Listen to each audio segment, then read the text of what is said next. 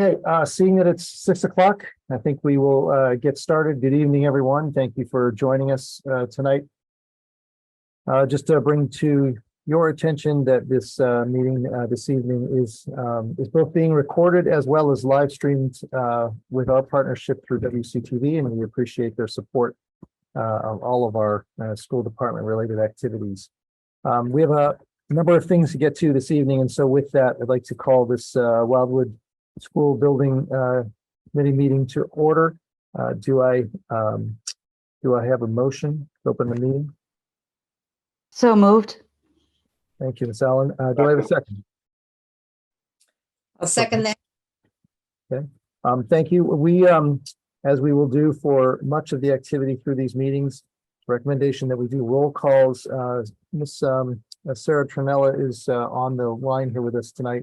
Julie Leduc, our owner's project manager herself, is not able to be here, but Sarah is, and I've asked for her help to read through the list so we can try and make this as efficient, as effective as possible. So Sarah, if you could begin. Sure. Dr. Glenn Brand, Here. Paul Ruggiero, Here. Diane Allen, Here. John Holloway, Gregory Bendel, Here. Kevin Kyra, Yeah. Kate Bissell, Here. Stacy Scott, Here. Christine Holleran, Here, and I apologize, I can't get my video to work, so I apologize. no problem. Alice Brown Legrand, Here. George Hooper, Here. Jeff Hull, Here. Susan Inman,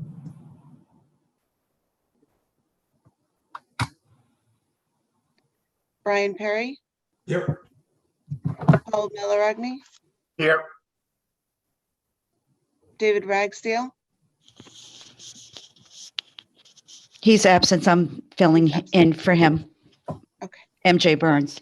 and M.J. Burns.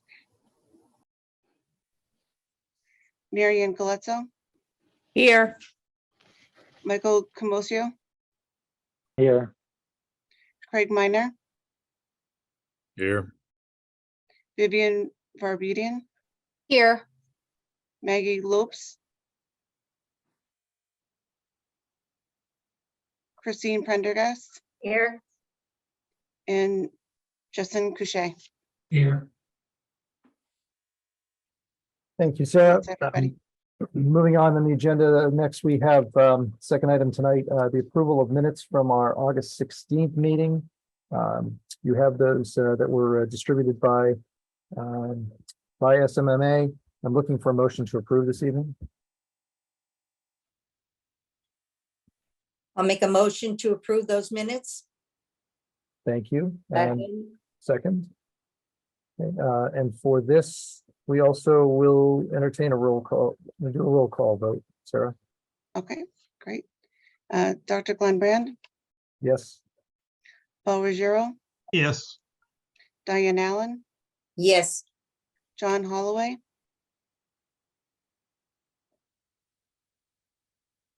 Gregory Bendel, Yes. Kevin Kyra. I'm gonna abstain. I don't believe I was at that meeting. Okay.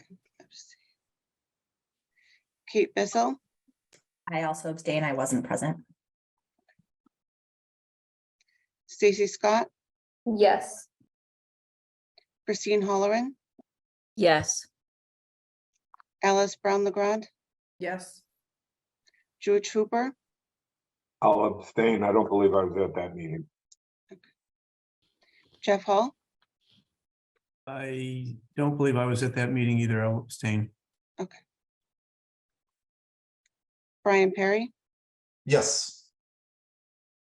Paul Milleragni, Here. Yes. Marianne Galezzo, Yes. Michael Comosio, Yes. Craig Minor, Yes. Vivian Barbedian, I abstain. I was absent from the last meeting. Maggie Lopes, Christine Prendergast, I'll abstain. I was absent from that meeting as well. absent, and Justin Couche. Yes. Thank you. Thank you, Sarah. Thank you, everyone. Moving on to item 3, approval of invoices, warrants number 3 and warrant number 4. Sarah, on behalf of Julie Leduc, were you planning to speak to this and why they're here and the thought for the approach for the approval of invoices? I can, unless Ronnie wanted to do that. I have a question. Sure. Are these, were these documents sent over to members prior to the meeting? I only received the link to the meeting and I didn't receive anything in addition. Yes, they were. I'm sorry. I could send them over to you now if you'd like. If the majority of the board has no reservations in approving it, I'll just abstain from the vote. I wouldn't want to delay it, but thank you. Glenn, it may be helpful to provide some background here. So I think there was a couple of invoices that had gone through initially, and I know I signed off on them. I believe you did, and I think there was one other signature, but there was some discussion after that. Julie Leduc had indicated that it was her recommendation that going forward, the subcommittee of this group be established as the financial group or finance committee that would, as invoices are being generated by the contractors or the consultants, this group would review them, have the conversation with Julie as the OPM to get an explanation on the basis for those invoices, and then make a recommendation to the full committee. And that was the process that was going to be used. And I don't know if that subcommittee has met and reviewed these invoices, but it was my understanding that that was the process that was going to take place going forward, that these invoices would be prepared, that the finance subcommittee would review them and ask any questions, and then be able to make a recommendation to the full committee. The finance subcommittee is going to be formed this evening. We would have done it at the last meeting. However, we had to postpone the meeting. So it will be done after this vote is done. Warrant number 3 consists of the invoices for the month of August, with SMMA's invoice in the amount of $7,500 for their services for the feasibility study, in addition to Dorn Whittier's invoice for $36,000 for their services for the feasibility study, for a total of $43,500. Does anyone have any questions regarding these invoices? I have a question, a couple of questions. Okay, Diane Allen here. And they probably have been answered prior, but as I look at the breakdown from Dorr and Whittier here, I'd like to start with theirs first. Under basic services, they have feasibility study and schematic design. I see here that there's $450,000 is the contract amount for feasibility study, and schematic design is $385,000, the contract amount.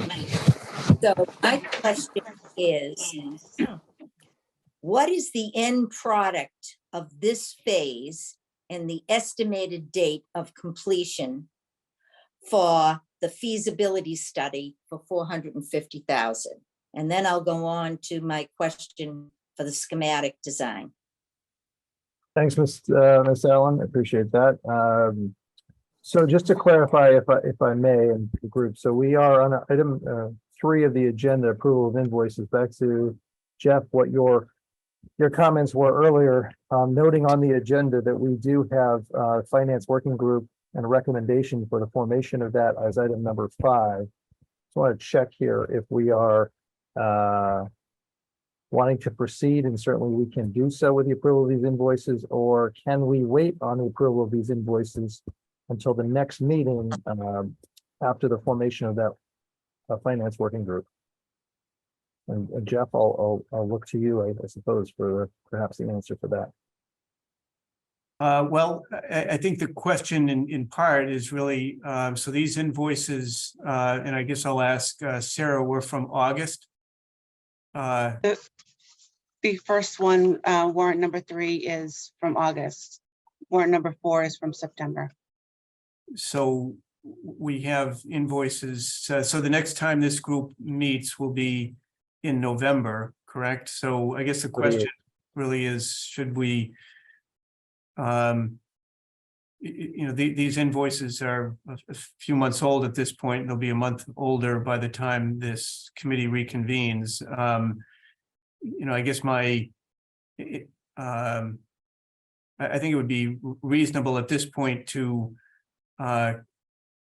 approve these invoices and begin that process with the next set of invoices. I'm not sure it's how long the consultants, it's reasonable to make them wait for payment. Mr. Chair, can you reiterate what those two invoices were again? One is, I believe you said 75,000 and one was 36,000. Is that what I heard? No, That's one is 7,500 and one is 30, and one is 36,000. Okay. And warrant number 3. And my They're for both Joel Whittier? No, No. one is for SMMA and one is for Doran Whittier. And Joel Whittier is the 36,000? Correct. And that's for feasibility study? Yes. So that's for the month up to August, for the work that was completed.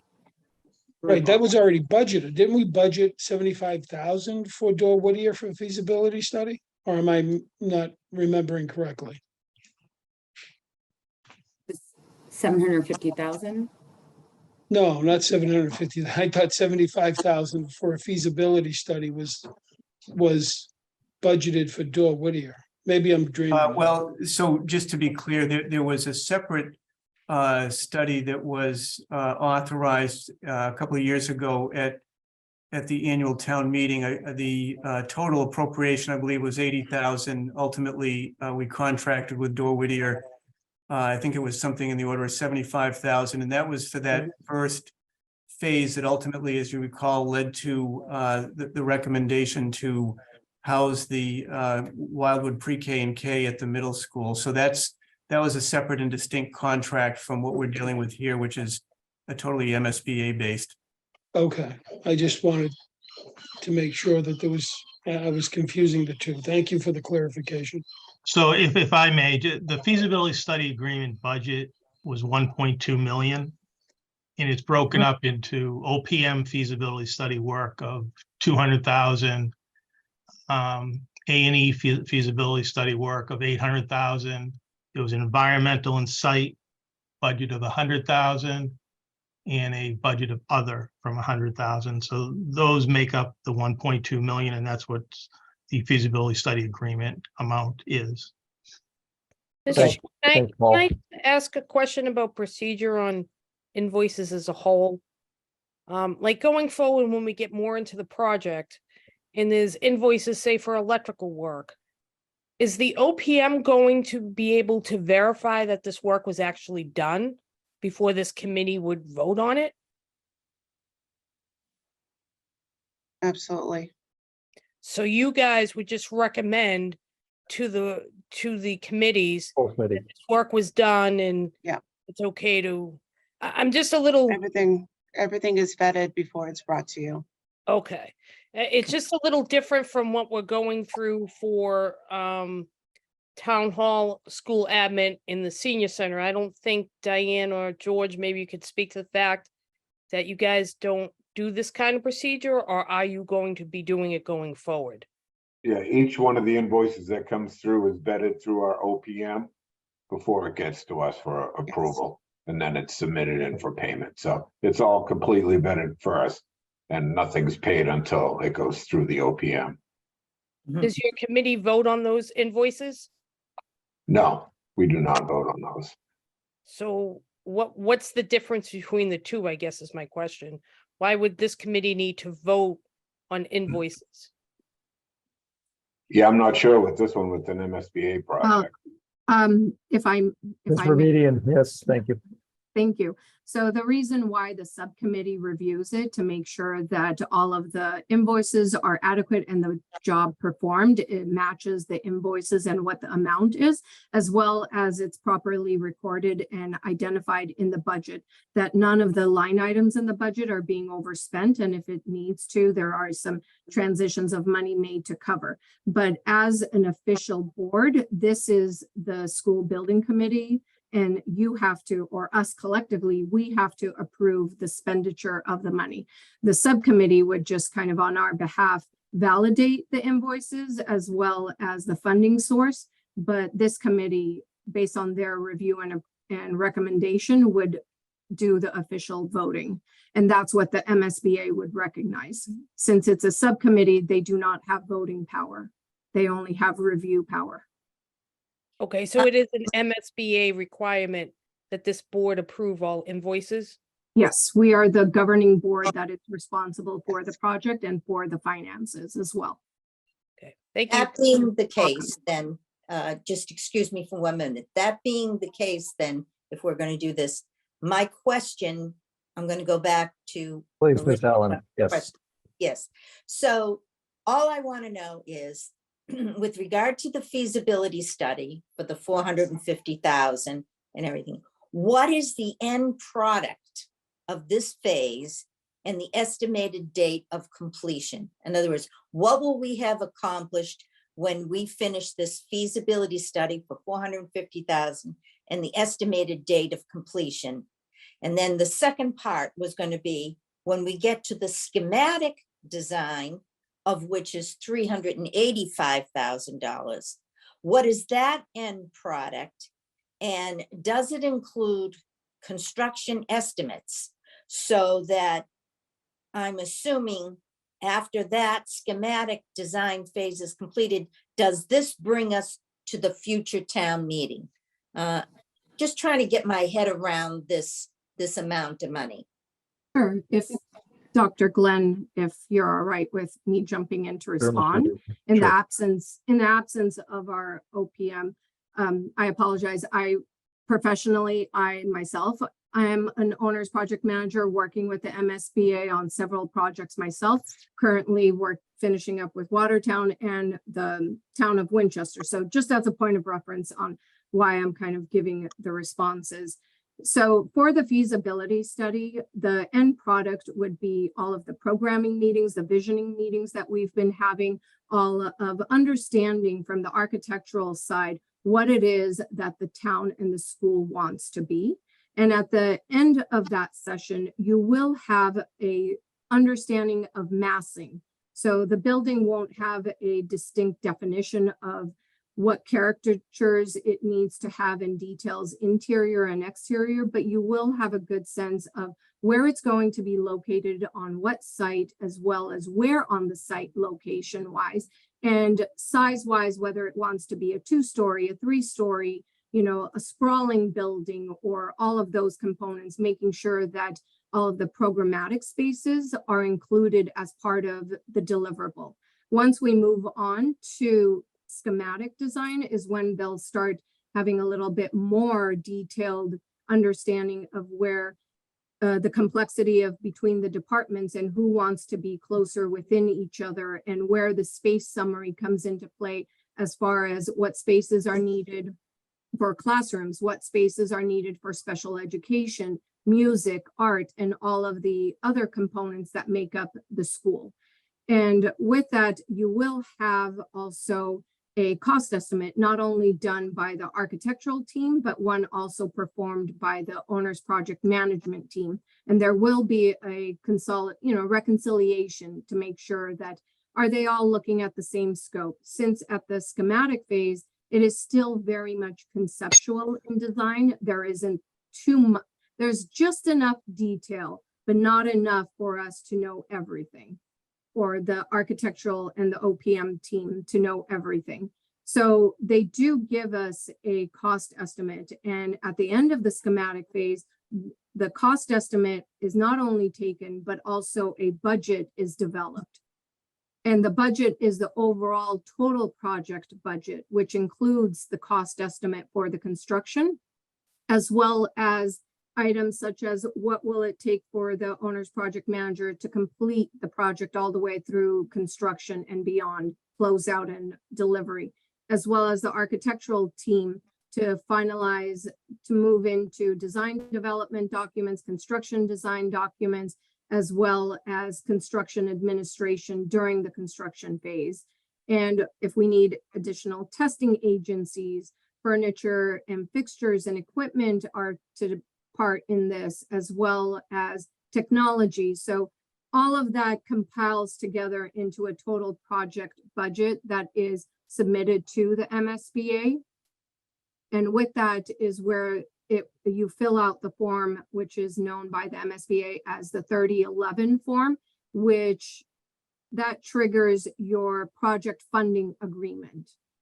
And at the end of the schematic phase, you already know what dollars are going, the cost of the project as a whole, and you know how much MSBA will be contributing towards this project and what you need for your funding and approvals to go to town vote. Thank you very much, Vivian. That was very, very concise. Thank you. Now I have a question for the chairman. Vivian, thank you for that explanation. That was great. I appreciate it. But do we have someone from SMMA here to answer what Vivian just did? Because although that was perfect, Vivian, we're paying SMMA to answer exactly what you said. And I'm wondering if they're on this call. Julie Leduc is our owner's project manager. She is not here this evening. She could not be here with us tonight. Okay. But Julie is a regular presence of these meetings and has been, with the exception of tonight's meeting. But just to be clear, Glenn, so Sarah Treniello represents SMA. I mean, she may be able to answer some of these questions as well, but she is here from SMA, as I understand it. Yes, right.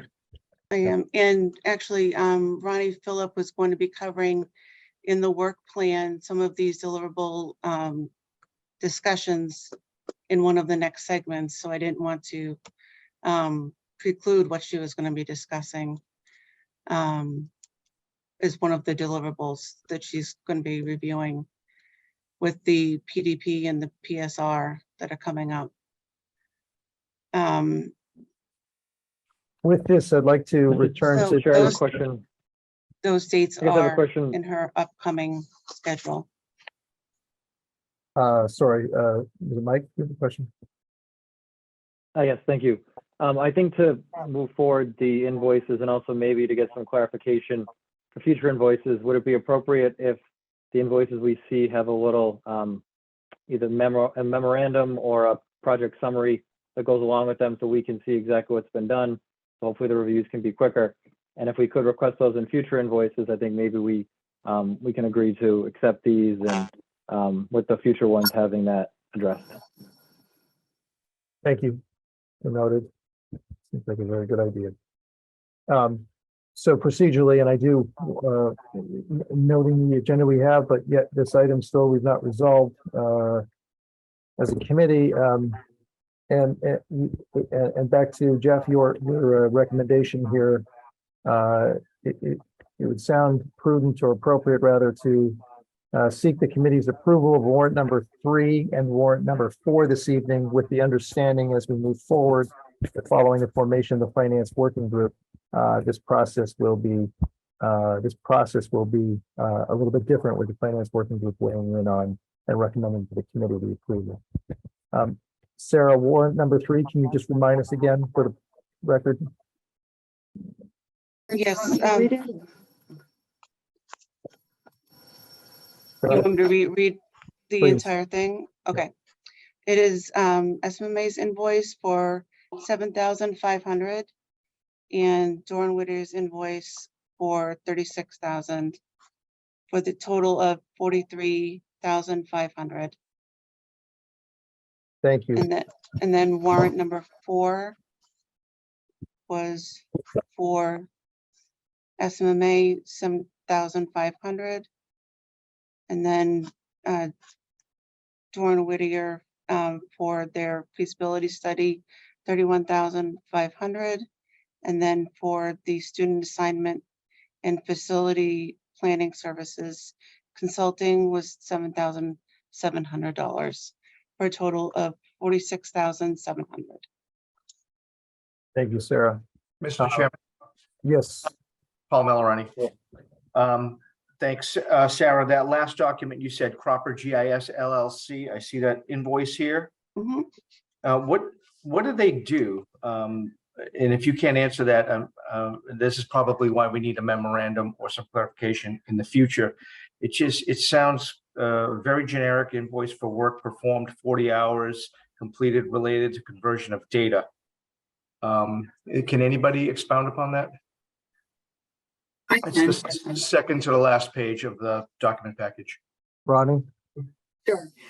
So Cropper GIS, they are a consultant that has been brought on board. They look at where students are located throughout Wilmington and they'll complete like an analysis of travel time and proximity to the different sites that we are looking at as part of this project. So we have, 4 sites that we're looking at currently, and they will complete analysis to determine travel distances and proximity to where students are traveling and where they would be traveling if a new school was built, whether it was a pre-K, pre-K3, or pre-K5 to the various sites. So it's part of the site planning analysis that is happening. Is that complete now? Or is this just one of their invoices? This is one of their invoices. So that was an invoice for work that was done over the last 2 months. So they'll probably have, I believe, one final invoice. And so that amendment to the contract was previously approved. It was just that we're billing against that amendment for some of the work that they're doing, similar to what we do, where we bill a percentage of the work that we've completed. And so that analysis is complete, and they have prepared a final report, which we will be reviewing and then sharing with the leadership working group and then this committee. And just one last question. So I see the balance due is 7,000 on that invoice, but then in red below it, it says 7,700. Why is there a difference in those two numbers? So the seventh, because they are a consultant to us that is outside of the basic fees, there is a markup for our participation with the coordination. It's part of the contract that any of the services that were not assigned as part of the basic fees when we were contracted would be an amendment to the contract. So there are allowances for that in the project budget. So it's kind of hard for us to approve invoices, say for SMMA and Dawn Whittier. I don't think any of us are privy to their contracts that were signed by the town manager. So I'm not even sure what the breakdowns would be in the contracts on how you guys get paid or anything. Unless Jeff can jump in here and say, it's hard for us looking at just an invoice with saying, 7,500 due. I'm not even privy to the contract that was signed between the town and SMMA or Dawn Whittier in the town. If I have, before we get into the invoice question, Ronnie, if I may, will this traffic study, in essence, on understanding where the walkability as well as where the various sites are, will it also include kind of looking and reviewing the actual sidewalks, if it's a walkable site for students, because, you know, these are somewhat neighborhood schools, so we want to make sure that we've included the sidewalk as well and looking into it, and if they will be making any recommendations outside of the scope for capital improvements in town. So this study by Cropper GIS is separate from the traffic study. The traffic study Okay. will be done later. Ideally, we would wait until we have one site selected so that they can do a Okay. full analysis. This is separate from that. Okay, so this is just strictly looking at the various sites and which one, as far as where the student population is going to the school and where they'll be coming from, and if it's feasible within a, I guess, kind of like a distance wide, how far are they going to be traveling to it? Okay, thank you. And Mary Ann, I believe it was, that had the question for the invoices. I think in the future, it might be beneficial if we have a budget to review and where we can have a executive summary kind of level of page that covers in front of all of the invoices, so that we have a high level understanding of what invoice is, what services it's rendering for, and then maybe also a copy of the current budget so that you could see line by line that it's drawing against this one, and the approved budget is what the contract value is and how much there is remaining to be spent. Absolutely, that's my point. I don't know what I'm approving, what the line item is. I mean, I would also request adding in any language about whether or not the consultants get paid by percent complete on the engagement, or if it's milestone based. Typically, it's usually percent complete. And with that, I mean, if we had a copy of the budget, you would also be able to see what the percentage is. Yep. I would definitely second that recommendation. I think, Mike, you had made the recommendation to have a cover sheet. I would definitely second that. And in the future, but that's typically what the subcommittee would also be looking at. And they would be reviewing the invoices, the work done, if it is appropriate and if it's going against each line item before they even make a recommendation for this committee to approve, in hopes that the subcommittee will be doing the legwork for us and we entrust them in doing so, and with that easily approved, so the process can become a little bit smoother and faster. Thank you, Vivian. Thank you, Vivian. So I'd like to recommend or suggest that we take these items, item number 3 under advisement. A lot of good discussion, a lot of good questions, but to address these at the next meeting. Yeah, and before we do that, Mr. Chair, can I just get a clarification from Randy? You made mention that there's a sort of an upcharge of some sort. If your company is not able to do the work, you hire an outside firm, and then you guys upcharge it so you can get additional funds. Is that what I heard correctly? No, if I could, Kevin, this is Lee Dorr from Dorr Whittier. Just to try and, the whole goal of this was to try and make the invoice approval process as transparent as possible. And just listening to the conversation tonight, I can see that's not in place yet. So from Dorr and Whittier's point, we're happy to follow Dr. Brand's suggestion that you table this until the next meeting. But specifically to your question, Mr. Kyra, we have a basic services contract for a fixed fee. We also identified several additional consultants that would be required to accomplish the scope of work required by the MSBA contract.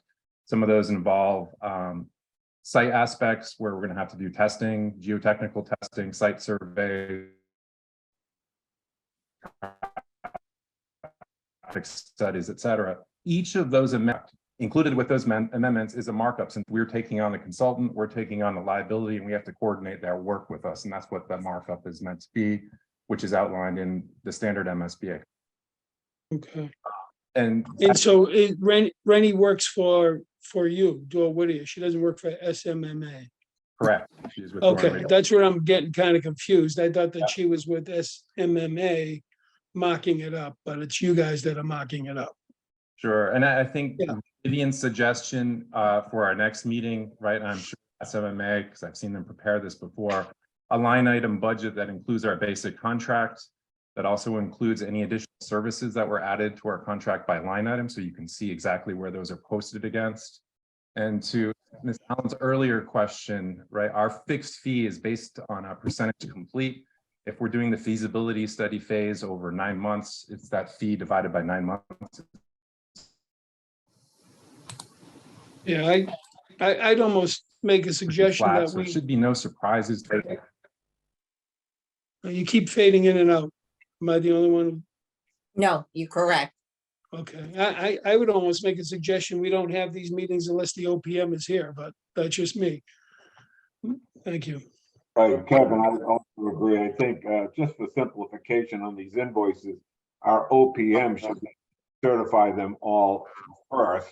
And as the breakdown, if it's going to go to a subcommittee, they have that complete breakdown with any narrative that's going to go along with it. That way, when it finally comes through, it's got our OPM signature on it. And then this committee can vote, and it's already been vetted through the subcommittee, just to make it an easier process. I would agree with exactly what you're saying, George, because I think the OPM is the one that's going to know what percentage equates with the amount that's being billed. And once we get that, that's what we've hired an OPM for, to review this and give us that information, then we are going to feel more comfortable in approving these invoices. Right, and then our OPM, when they set an invoice in, it's going to have to be vetted through either through the town manager. We can do it with the chair of this board, and it'll go back to that vetting process. So, Thank you, George. Okay, with that, we will move on in the agenda tonight. Thank you for the discussion. We'll move forward to item 4, and that is the entertaining of the selection of a vice chair. It has been recommended previously by our owner's project manager, Julie Leduc, that's adding a vice chair to this committee to help assist with the overall function and planning, et cetera, related to the work of these committees, would be a good direction to consider, for this committee to consider rather. And so with that, we'd like to entertain that idea tonight. It was a number of weeks back in which, again, at the recommendation of Ms. Leduc as our OPM, that there was an invitation that was sent out to all committee members based upon an effort to try and identify those that some committee members thought might be possibilities to consider for this role. Sarah, can you share that feedback that was obtained from that outreach? Yes, I can.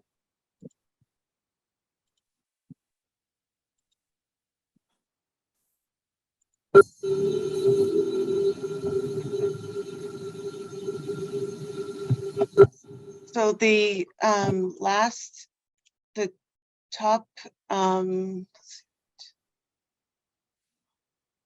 the top 5 numbers of results have the 10 votes for, or 10 nominations for Vivian Barbedian, 6 nominations for Susan Inman, 4 nominations for Paul Ruggiero, 4 nominations for David Ragsdale, 4 nominations for Christine Prendergast, and then the rest are 3 and below for nominations. Thank you, And Sarah. that is the total of questions 1 through 4 and all of the nominations. So before moving further, I guess I would like to extend an invitation to the committee for any questions or comments or thoughts on the election of a vice chair to serve alongside myself as superintendent, but also chair of this committee. Questions, comments on this direction? Yeah, what does it mean nominations? I'm under the thought process that this should be done at open session and not through an email. You would want to take nominations tonight for a vice chair and then a vote at a public session, right? You don't want to do this by email. No, the intention is to do this in public session, Mr. Kyra, this evening. Okay, And so be looking so for, you're going to ask for nominations now? yes. I thought nominations were already provided 2 months ago, and members of this committee cast somewhat of a preferential vote to whomever the candidates would be. I don't know how that would be with open session law. I would, or open meeting law. It would be my understanding that you would have to do it during open session, that you would have nominations, a second, and then you would have a vote. I don't think it would be done through email, unless I'm wrong. Maybe we can get KP Law to clarify. I would think it would have to be done. Well, no vote has been casted. That's the purpose of this right now. Glenn, if I could jump in. So my understanding is that the intent here was to kind of test the waters, so to speak, in terms of who might be interested in serving in this role. Certainly, per the open meeting law, no decisions can be made offline, so to speak. But so it sounds like there's a number of individuals that are interested and certain individuals that have been that have I guess a preference of members of the committee here, but ultimately any votes, any nominations would still have to take place during this meeting, and then any vote would have to take place at this meeting. So that email that was sent out trying to get an indication as to who might be interested and who was interested in nominating someone was really just testing the waters, so to speak, but the nomination process would still have to take place this evening. Thank you, Mr. Hall. So with that said, before we go to that place of nominations, any questions or comments regarding the vice chair as an added element to this committee? I'm sorry, Mr. Chairman, would Sarah be kind enough to run through the top 5 ranking one more time, please? Absolutely. The top 5 was Vivian Barbedian with 10 votes, Paul Ruggiero with 4 votes, David Ragsdale with 4 votes, 4 nominations, and Christine Prendergast with 4 nominations, and Susan Inman with 6 nominations. Thank you. Thank you. Thank you, Sarah. So seeing no other further comments or questions, it would be my intent at this point under this agenda item to look for nominations for vice chair of the Wildwood building committee, school building committee. Mr. Chair, I'd like to nominate Vivian Barbedian. I'll second it. Mary Ann Galezzo. Thank you, George. Thank you, Marianne. So just from a form standpoint, are there any other, please correct me if I'm procedurally not proceeding the right way. Are there any other nominations this evening for vice chair? Okay, seeing none, then we have a motion on the floor. We have a second. Any discussion? Does Vivian want the position? Good question. Right there. Vivian, accept. I am more than happy to serve my community in any way, which way possible. My daughter will be going to the Wilmington School District, and I would love to make it a better place for her to go to. Excellent. Thank you. Okay, so with that, then, if there is no further discussion, this would be appropriate for a roll call vote. Sarah? What?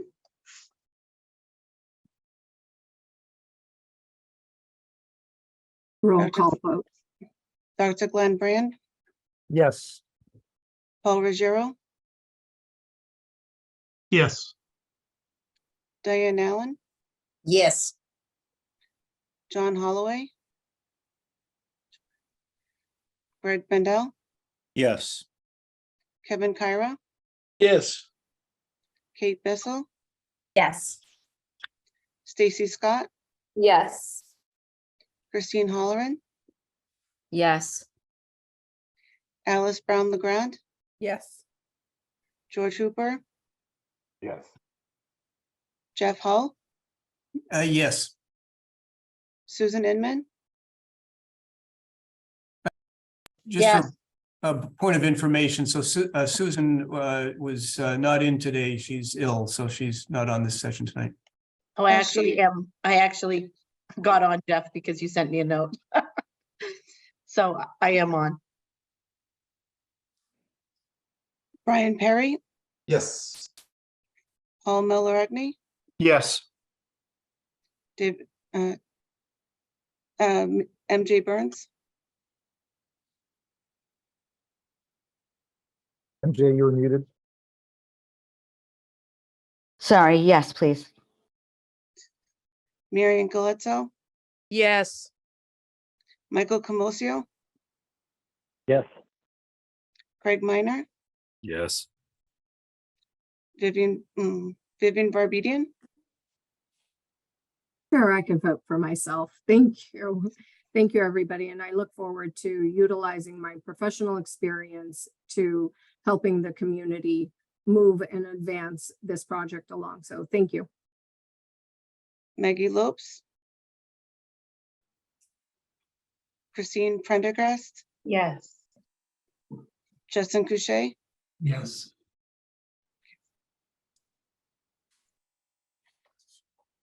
and that's everyone. That's everyone. Well, thank you for everyone. Thank you, Vivian, and dare I say, thank goodness. Good to have you. All right. Absolutely. Anything I okay. can do to help. Oh, I'm sure I can find a help for you right away. Thank you. In all seriousness, thank you. And thank you for your willingness to take this on as a parent, as a working professional, as a community member. So I do appreciate that. Moving on in the agenda this evening is item number 5, Finance Working Group Formation. We've talked a little bit about this already, but Bonnie, I think you're going to speak to this. Is that right? Yes, I have information from Julie Ledoux to share regarding this. I'm just going to read this from her. The Wildwood School Building Project has gotten underway, and we have added some new members to our committee. As the project continues to grow, it is important that we as a committee show complete transparency to the community with the review of invoices, change orders, and contract amendments.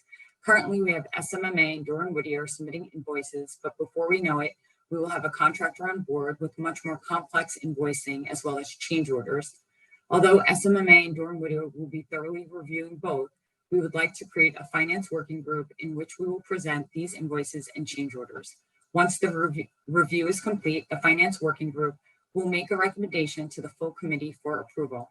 This process has worked well in all our projects and makes the process more streamlined.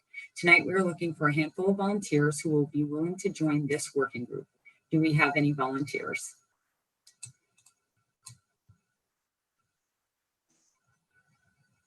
This is Paul Ruggiero. I'll join since I'm the pro pay guy. I'm the one that enters everything in pro pay, so I'll join the group. Christine Prendergast, happy to join. Thank you, Paul. Thank you, Christine.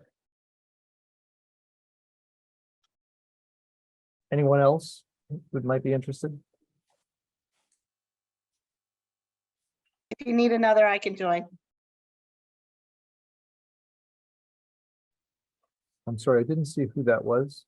Susan Inman. Sorry, Freeman. Thank you.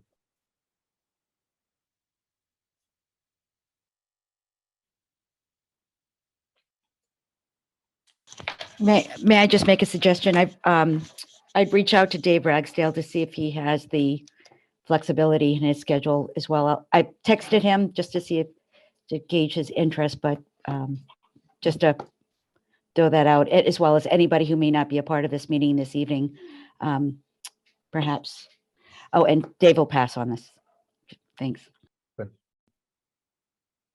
So we have 3 members. I'm not sure that there's a right number or, but certainly, I mean, Vivian, I may, Yeah. I think 3 members is quite sufficient, and you don't want to bog down the system and the process, but you definitely want to have, especially Paul, since he enters them into ProPay, he's key and vital for that.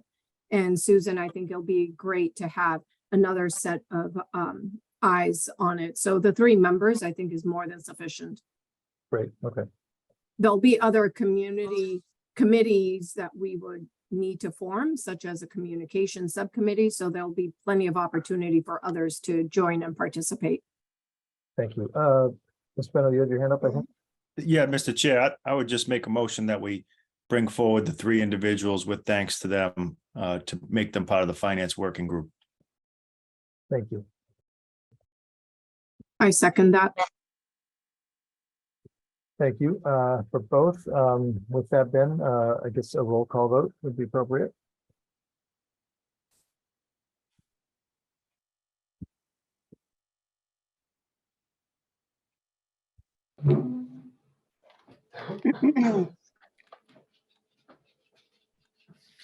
Dr. Brand, Yes.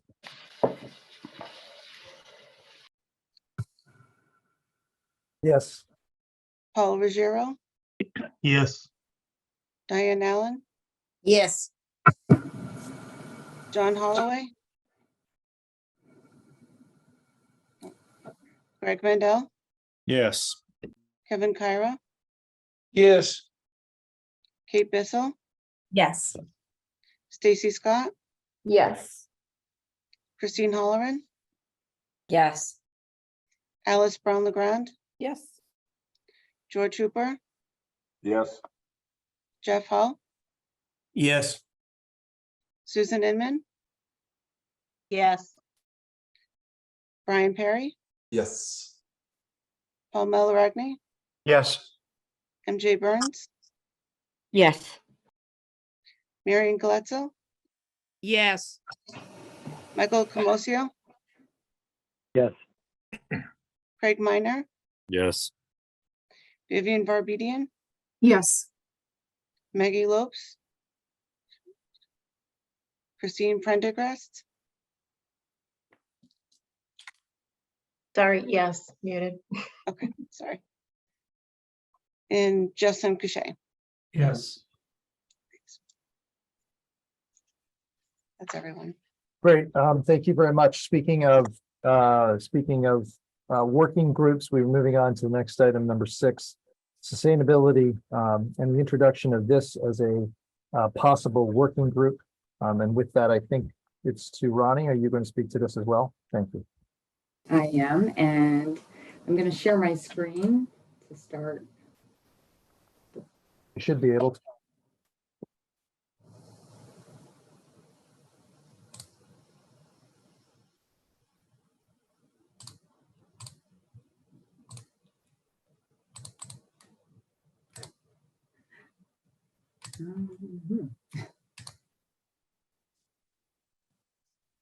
Can you see my screen? Yes. There you go. All righty. So for sustainability, we all know it's an integral component for planning and design. For this Wildwood project, we have the green engineer as a part of the design team, and they will be guiding us through that process. So here today, we have Eric Ruoff to speak about summarizing sustainability and how it will impact this project. So I'm going to turn it over to Eric. Sure. Good evening, folks. As Ryan said, my name is Eric Ruoff. I work for a firm called The Green Engineer. We're out of Concord, Massachusetts, and we're on the part of the team managing the sustainability process. Tonight, we just want to give a very high level understanding of what are some of the requirements that the project may have This will be the first of many sessions that we will have with design disciplines and different groups within the community to ensure that we satisfy not only the requirements of MSBA, but those of the community as a whole. So let me pause. I'm hearing a little feedback. Can people hear me okay? Yes. Yes. Okay, thank you. So in front of you, we have a table that outlines what were the previous MSBA requirements. They just updated their requirements at the end of June here. And so wanted to walk through what those new minimum requirements are. We'll see that there are some mandatory elements and then some optional elements that have some financial benefit associated with them. So just we'll walk through each of these individual items here. A minimum requirement for all MSBA projects are outlined on this page that we see here. If we pay attention to the column on the right, that is the new requirements with the previous requirements on the left. The MSBA has raised the bar with these new requirements, as has the state energy code, which is linked to these MSBA requirements. Recognize that we're not in a green community designated by the state. However, the MSBA requirements will layer some of those green community requirements onto the project itself. So going into these minimum requirements, first, the project must achieve LEED for Schools version 4 silver certification. LEED is a whole building green rating system that has some mandatory elements and then points associated with different strategies around the site and water, energy, materials, indoor environment, and some other holistic green building strategies. So the project must certify at the silver level as a minimum requirement. Second, the project, as I said, is going to layer on some code requirements. So the minimum energy performance is not just going to be base code, which would be if this was a project that wasn't an MSBA project in the community. They will require that it meet stretch code, the stretch energy code, which is a raised, a more stringent energy requirement. The third element is focusing on indoor environmental quality, good air in your building, healthier school. There are 7 points that are extracted out of the LEED rating system. And of those 7, you have to meet a minimum of 3. And they're around the building materials, what goes into the products, what are the VOC impacts, the off-gassing impacts, and what are some of the construction practices around ensuring that you have a healthy indoor environment. That's the third element. The fourth is that you have to meet some minimum commissioning requirements. Those are all paid for the MSBA and are great. This is a commissioning agent will be part of the design process, reviewing the MEP drawings to confirm that everything looks right, layering in some commissioning requirements during the construction process, and then coming back after the project is complete to ensure that the building is operating as designed. It's a great third set of eyes, or 100th set of eyes on the building to ensure that what is designed is delivered and is operating properly.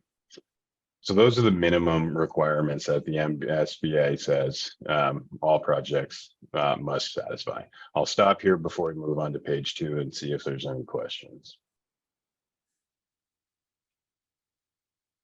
Good. All right, next slide then. All right. So going beyond that, we're talking about minimums there. There's also additional funding as a percentage of the total reimbursement that the project can elect to pursue.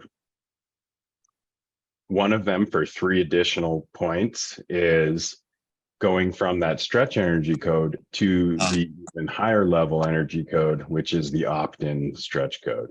Again, layering more requirements on the efficiency of the building. How good is your installation? How good are your systems? If you select to go to that level, you would receive those 3 additional funding points.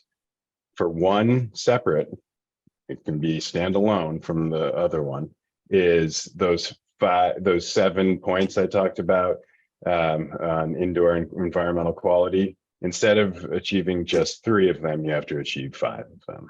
So that would get you 1 additional point. So that's what the really high level requirements are, mandatory elements that the MSBA layers on. So we will now have to, as this project starts going, start to engage with the community to understand what are your priorities and what is the path that the project wants to take. What level of LEED certification, MSBA requires that we go for silver. Do we want to push harder? Do we want to go for those additional levels of reimbursement? Which ones? And we also want to start the process of really thinking about how energy intensive our building is and how can we look to reduce the energy demand of the building. So we'll go through this process with the design team and we'll have a formal larger charrette to explain all this in more detail, because some of this may be new terminologies. But what we want to do is start the process early so we can set ourselves up for success, not only meeting and exceeding these MSBA requirements, but meeting the needs and desires of the community as a whole.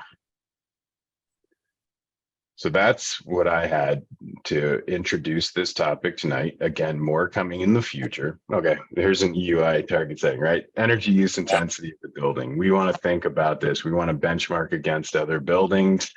And we want to say, okay, what's appropriate for us? As part of this feasibility SD, there's different, already as part of the contract, there's some analysis that will happen to compare different energy systems and some design considerations to say what is the knock-on energy impact. So this is a slide just kind of showing that we want to do better than what was old code, what are those existing projects, and then look at different strategies that we can to really drive down the energy use of the building. So there you go. Now I'm done. So open it up again to questions. Maybe someone can help me call questions. I have a quick question, MJ Burns. Okay, here you go.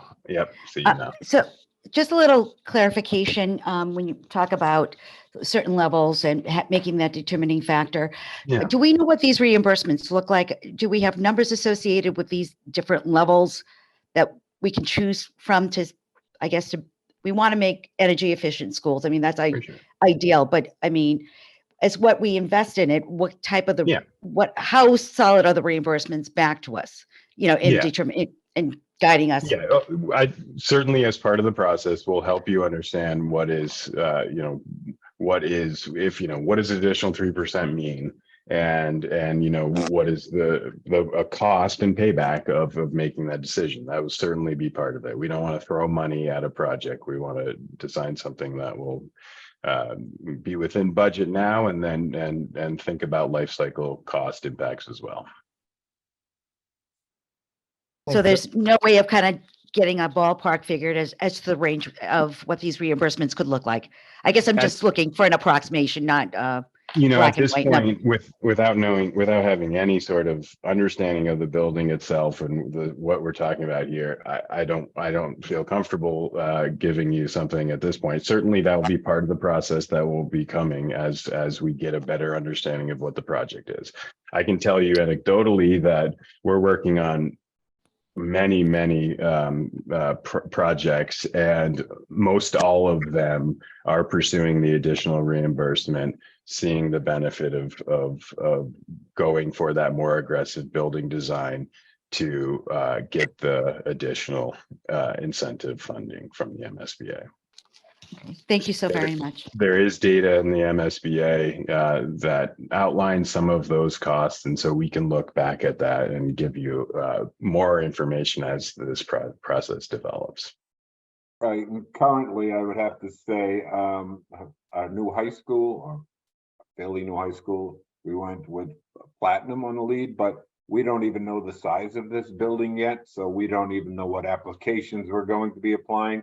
I know that Massachusetts Building Code has energy measures built into place, but again, we don't even know the size of this building, so we're not going to know what we're going to apply here at this point. Thanks, George. Thank you. Your hand's raised. Yes. I'm sorry. Was that a question to me? I see Craig's. Craig, I was trying to, yes, Craig. Sorry, you Okay. cut out. Just out of curiosity, is that 3% or the other percentages, is that tied to overall construction costs, or is it tied to specific, if it's low emission or low VOC, flooring, mastics, is the credit tied to that, or is it overall? Or, No, it's the overall. Yeah, no, it's the overall. Yeah. Part of the reason that we're introducing this now is because we would like to create a sustainability working group so that we can have some of these in-depth discussions, that they can participate in a lot of the discussions that we're having as a design team. Because very early on, if we know that we are trying to aim to get those additional 3 or 4 points for this project for the additional funding, then we need to start selecting systems, whether it's electric or going geothermal. It will really impact the systems that we start selecting for the project and what we start pricing out at this early phase. And so by creating a working group, we would be working with the green engineer and the design team to have a lot of the information in place and generate this information to share with the group. Vivian? Thank you, Dr. Brand. Ronnie, is there any notion of, I fully appreciate establishing a sustainability working group, but will we also be soliciting information and desire for what level of sustainability we want from the community? I think it would be discussed during our public forums, but I think this group inherently will be the one making that decision moving forward. Vivian, I guess I was just going to say, I think that's a fantastic idea, right? There's the voices that we need to hear from the community. Everyone has different interests. And I think, the setting up a working group to be able to disseminate the information as we gather it, as we're producing the project, will be good. And for that subcommittee, the working group, to be able to engage outside of the school building committee to be able to get some input and bring that back to the school building committee and saying, this is kind of what we heard. So it can be tandem as part of our public forum process when we're bringing information to community. It can be set up as a subset of that. But I think the important piece is that we really work hard to reach out to hear what people's kind of concerns and visions for sustainability and Wilmington, specifically this project, are moving forward, and weigh that against reimbursements, incentives from the state versus return on investment of the systems in particular that we're looking at. But getting that community input is really important. absolutely. I mean, my biggest fear is that we create a sustainability subcommittee and they work in a vacuum, where now it becomes the working group's desire on what sustainability looks like versus what the community deems as a appropriate sustainability level for their schools and their community. Because there is ultimately a cost impact to this as well that we have to measure against. I mean, I would love to have a completely net zero building, whether it's with panels or geothermal, but I have to take into account what is the community's desire and appetite for cost. So, Thanks. but, are we I apologize to cutting you off, but are we looking for when is the date for the open forum? And do we have somewhat of an idea of what we're planning on proposing as conversation points? And if it is a topic of discussion later, I'll refrain my questions till then. So the first public forum is scheduled for November 8th, which it will happen right before this meeting in November. And in that meeting, we will give an overview of the MSBA process and then also the information that I'm going to be sharing later in today's presentation about a summary of the existing conditions that we did over the summer will also be shared at that public meeting. And then we could add sustainability at that point because we hadn't started the process with the building committee. Usually we would share information at the building committee level before it's shared to the public. Understood. So I guess as a group, we would have to decide if that's something we want to introduce at that time or wait probably for a following meeting. As just a suggestion, follow up to that, I think we can introduce the topic at the community forum on November to kind of generate some interest. And as a suggestion, similar to what we've set up with the visioning group, that we specifically reached out and kind of opened up a net to community members. If you're interested, please get involved. We'd like to hear what you have to say. We could do something similar with that and introduce that at a community forum to cast a broader net to bring in the community to hear some of those ideas. And working with Eric and the green engineer, working through a community charrette to find out what values are relating to sustainability and report back to the SBC in part of that evaluation process of which direction we move forward with. I would highly recommend that method. I would love to see the community getting involved because ultimately the community is the one that's going to vote this project in. I'm glad, Jeff, I know you have your hand up. I'm just going to say I'm glad to hear that there's the opportunity to expand and open this up to members of the community. What was first coming to my mind was the opportunity to engage some of our students. Undoubtedly, they find this very, very interesting and be a powerful moment and opportunity for them. So that's exciting to hear. Jeff, sorry, you had your hand up. Just a question. I know, Ronnie, you mentioned that decisions with regard to sustainability need to be made early on in the project because they're somewhat, sounds like foundational, so to speak, in terms of how the project proceeds.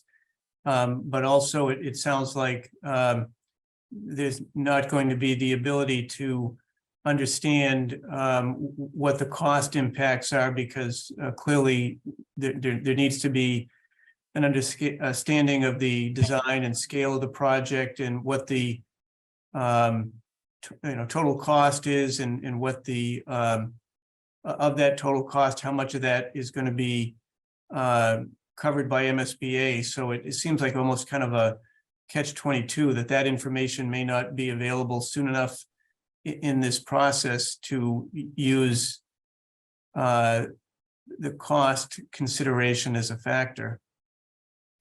So Lee, did you want to answer?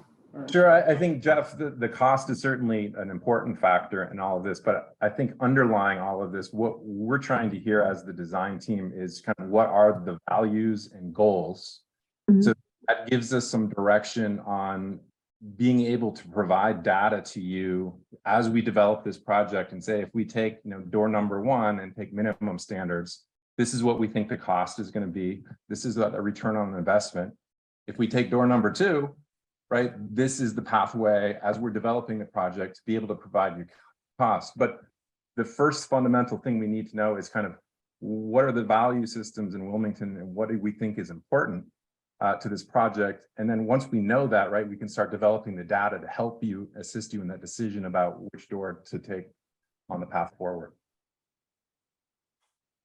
And by the end of the feasibility and the schematic phase, we'll already have dollar values associated with whichever option you make a selection. So before you even go to town vote, you have an idea of what your cost savings will be, what your operating expenses might be to offset it, and which path to move forward with. It's just too early in the phase. We don't even know which site, as mentioned earlier.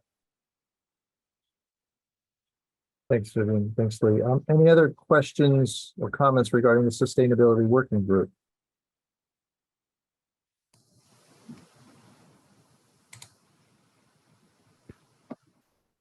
So again, it sounds like time is pretty important here, that the intent is to try and, if I'm understanding correctly, seek any interested members of this committee to serve on the Sustainability Working Group. So with that, if we follow a similar process to that of the Finance Working Group, do we have any members? Oh, sorry, I see Mike, your hand raised. Sorry.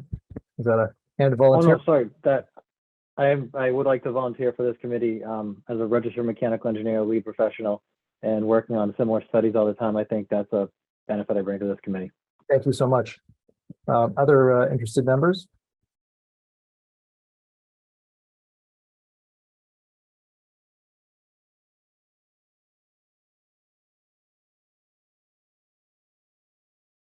I believe we did have a sign up early on for some of the working groups to gauge some interest. I think at the time, there were 3 members that listed the sustainability working group as a potential area they'd like to help with. And not to put you on the spot, but I'll just, is it okay if I read those names out? Because I know that there were the 3. And you could obviously decline, but just to remind you, it was Mike, who already responded, Craig Miner, and Christine Prendergast. At least that was what was listed previously. No pressure to still do it, but obviously we would love to have interested parties join. I'm fun joining. So I once upon a time had a lead AP cert. So that was you were volunteering, Craig, is that right? yes, sir. Thank you. Thank you. And Christine? Happy to join. Just hope I don't end up on every working group. Thank you. Thank you both.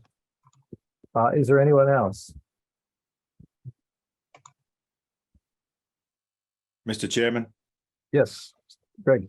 I'll move that we nominate the 3 individuals with thanks to them as our sustainability working group. Thank you. Second? Jay, thank you. Thank you very much. Sarah, if you can help take us through this, please, for roll call. Yeah. Okay. Dr. Glenn Brand, Yes. Paul Ruggiero, Yes. Diane Allen, Yes. Greg Bendel, Yes. Kevin Kyra, Yes. Kate Bissell, Yes. Stacy Scott, Yes. Christine Holloran, Yes. Alice Brown LeGrand, Yes. George Hooper, Yes. Jeff Hull, Yes. Susan Inman, Yes. Brian Perry, Yes. Paul Meloragni, Yes. MJ Burns, Yes. Marian Galezzo, Yes. Michael Comosio, Yes. Craig Miner, Yes. Vivian Barbedian, Yes. Christine Prendergast, Yes. and Justin Couchet. Yes. Thank you.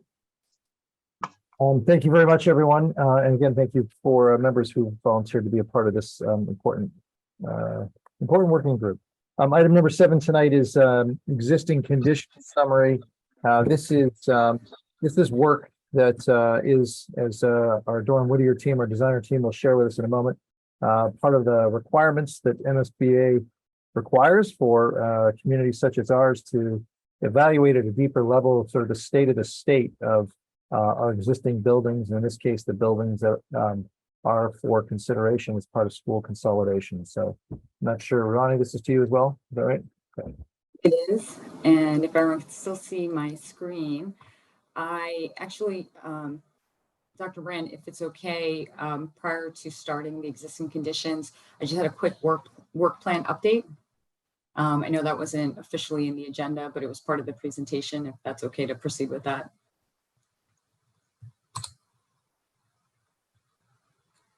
So I just wanted to give you a quick recap of some of the tasks that were completed in the last about 8 months. So we have documented the findings from the site visits, and that will eventually be generated into a report that will be shared with all of you. The demographer completed their data analysis, and that report we just received, and as I mentioned before, that will be reviewed and shared as well. We finalized the coordination for peer school visits, and we completed the peer school visits 2 weeks ago. And then from visioning sessions, we have completed 3 of the 4 sessions to date. Regarding the existing conditions, so over the summer, our design team evaluated the existing school buildings and the sites that were part of the project. And the next several slides are intended to summarize our observations for each of the buildings and sites that we visited. We are finalizing, as I just mentioned, that detailed document, and that will give you all of the observations in much greater detail. And that will eventually become part of the preliminary design program document that will be submitted to the MSBA in the spring of 2024, which is the first half of the feasibility study. We reviewed the 3 school locations, Wildwood, Woburn Street, and North Intermediate. And then we also visited the town hall site, as that was identified as a possible site location. Ideally, we want to understand the potential limitations, the opportunities that each of the locations provide. In general, the buildings are of similar vintage, but you'll see that the sizes are varied, and that will impact what happens later in design.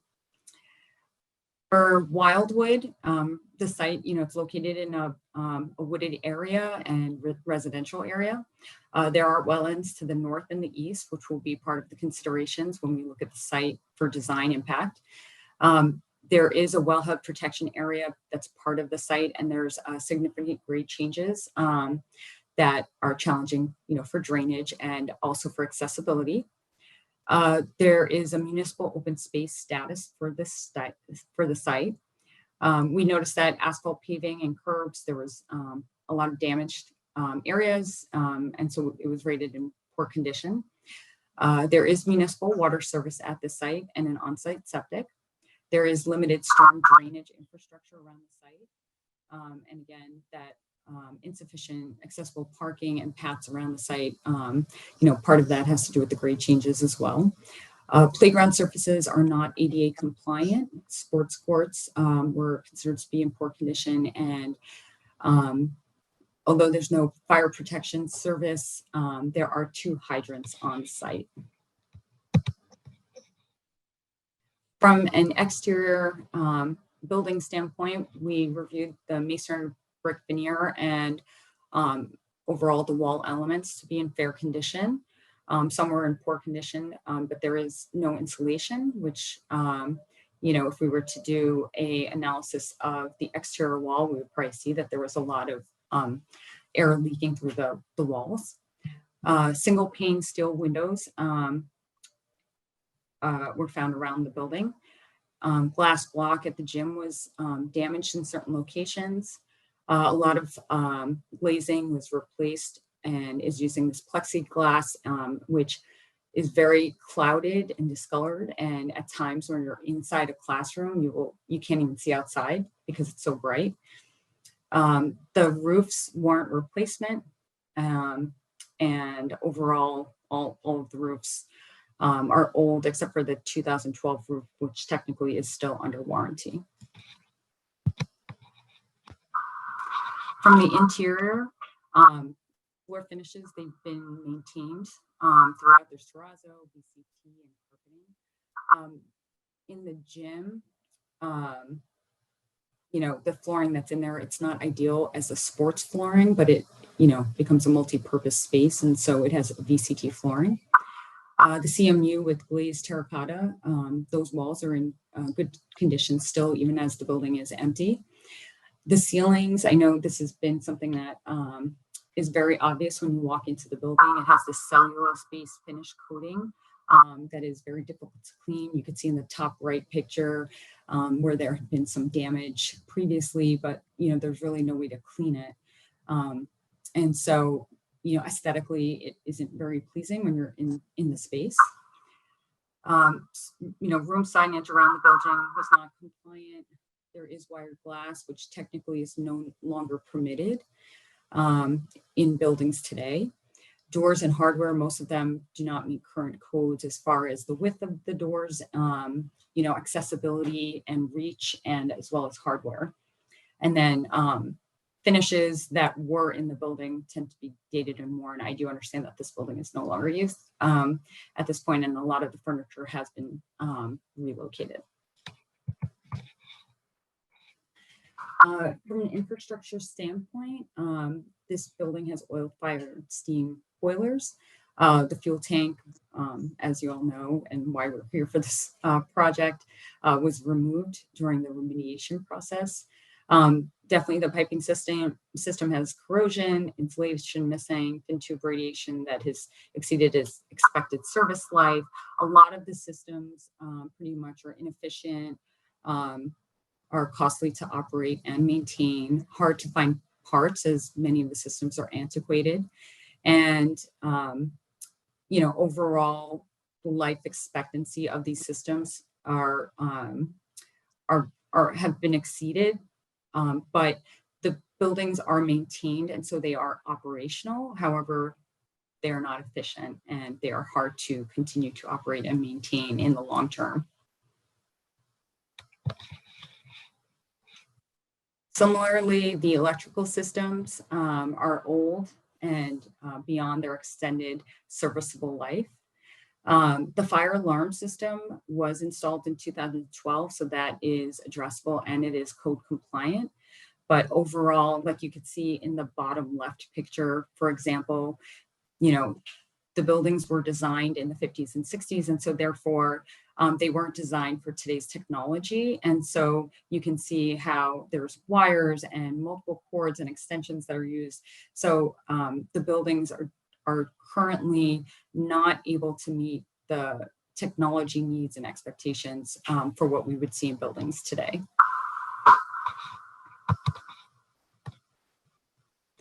From a plumbing and fire protection standpoint, most of the equipment is original to the building. A lot of the equipment and are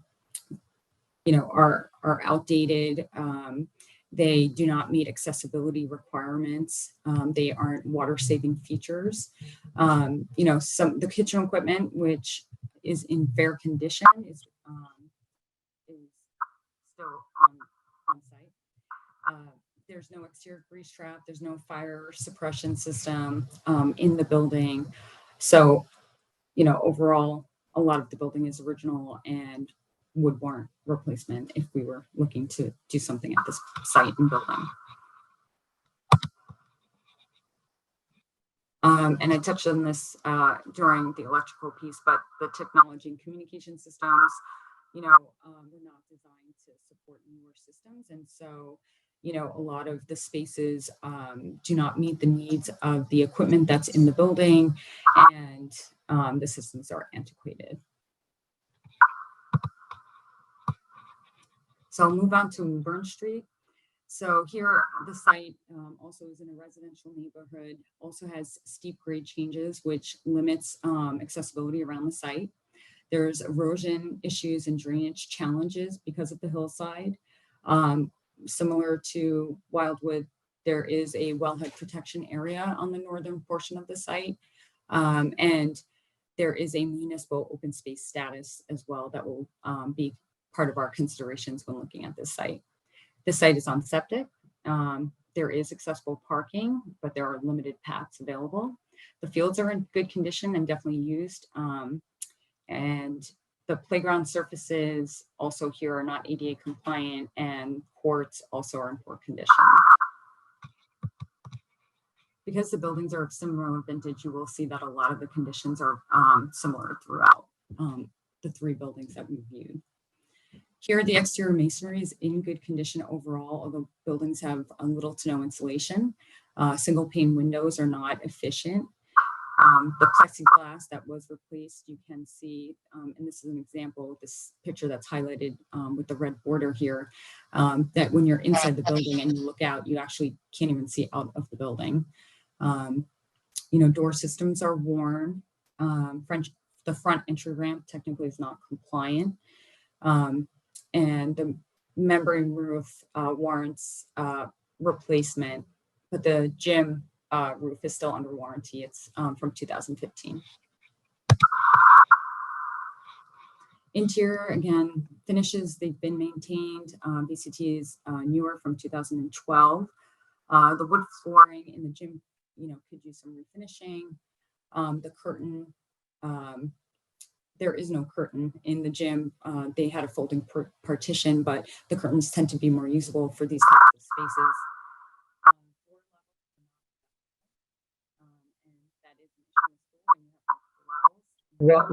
Ronnie, we're having trouble hearing you. Oh, I'm sorry. I'm going to move closer to my computer and see if that helps. Does that help at all? A little. The room signage, again, not code compliant. The stairs, the balusters have the very wide openings, wider than what's accessible or that's allowed by code right now. Operable partitions in classrooms can create acoustical issues between spaces and are often not used by the teachers to open and connect different spaces as well. The doors and hardware currently do not meet codes, and then the kitchen hood is not compliant currently at Woburn, and then built-ins are worn and dated.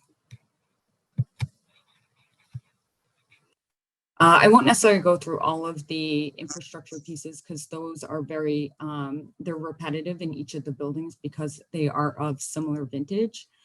But, again, most of it is that most of the systems are original to the building and have exceeded their expected life, but they are still currently operational for now.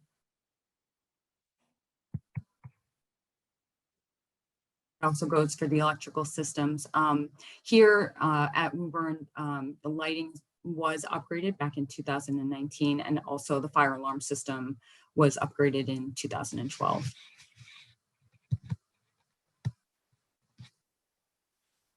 From a plumbing and fire protection system, this is all similar to what we saw at Wildwood.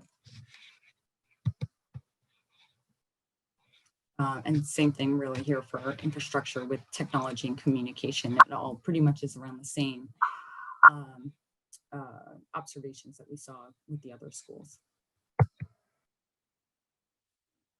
At North Intermediate, again, this is a residential neighborhood. This is the largest of the three sites, of the three school sites. There is wetlands at the southwest edge of the site, and we'll have to see once we start getting further into the site review as to how much that would impact that area of the north site. There is wellhead protection area and municipal open space status as well. This site here is on municipal sewer as of 2015. And similar, there's limited storm drainage infrastructure that can impact how erosion happens along the site features. Parking is needed at every site, I think. And it does also impact accessibility around the paths around the site. Site furnishings are weathered, fields are in good condition, similar to Woburn, but playground surfaces still are not ADA compliant, and the courts are considered to be in poor condition. On the exterior systems of the building, overall, the brick veneer is in good condition. There was some minor precast concrete deterioration. That's the image that you see in the lower left corner. The concrete stairs at the gym also are in poor condition. The windows and the entryway were replaced in 2017, and the hollow metal frames with insulated doors were also replaced at that time in 2017, and as well as the roof systems, which you can see in the top right picture. In the interior, there are multiple level changes. That's probably the biggest challenge at this school, and that is a concern from an accessibility standpoint. Finishes definitely vary in type and condition. They are somewhat dated, but overall in fair condition. The terrazzo and the BCT flooring was actually in very good condition, and you know, it's definitely been maintained. The gym flooring is slightly worn, and the curtain would be ideal again in lieu of a folding partition.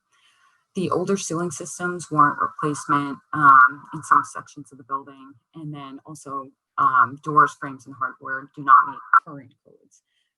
Because they're existing, you wouldn't have to do anything, but if we were to do any work in the building, those would all have to be upgraded if a renovation project was pursued. Mechanically, here the boilers were replaced in 2015 with natural gas-fired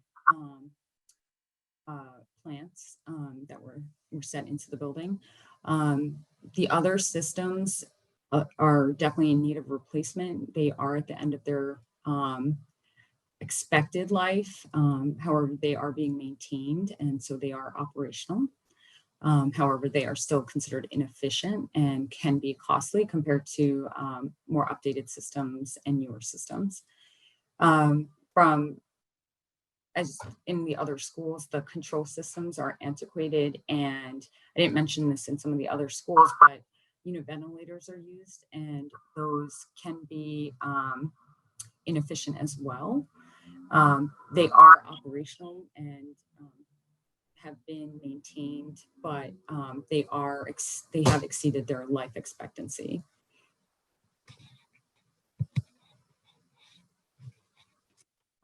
Here at North Intermediate, some of the upgrades that have happened are LED lighting in 2017. The fire alarm system here was upgraded in 2012. And then beyond that, a lot of the systems are either original or have exceeded their expected life. Similarly, for plumbing and fire protection, systems are not ADA compliant, fixtures are, not water saving, and are just either older or original to the building.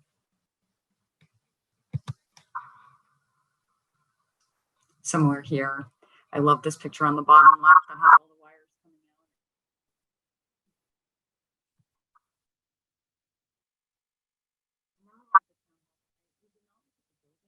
But because the site is under consideration, we did look at it from a site perspective.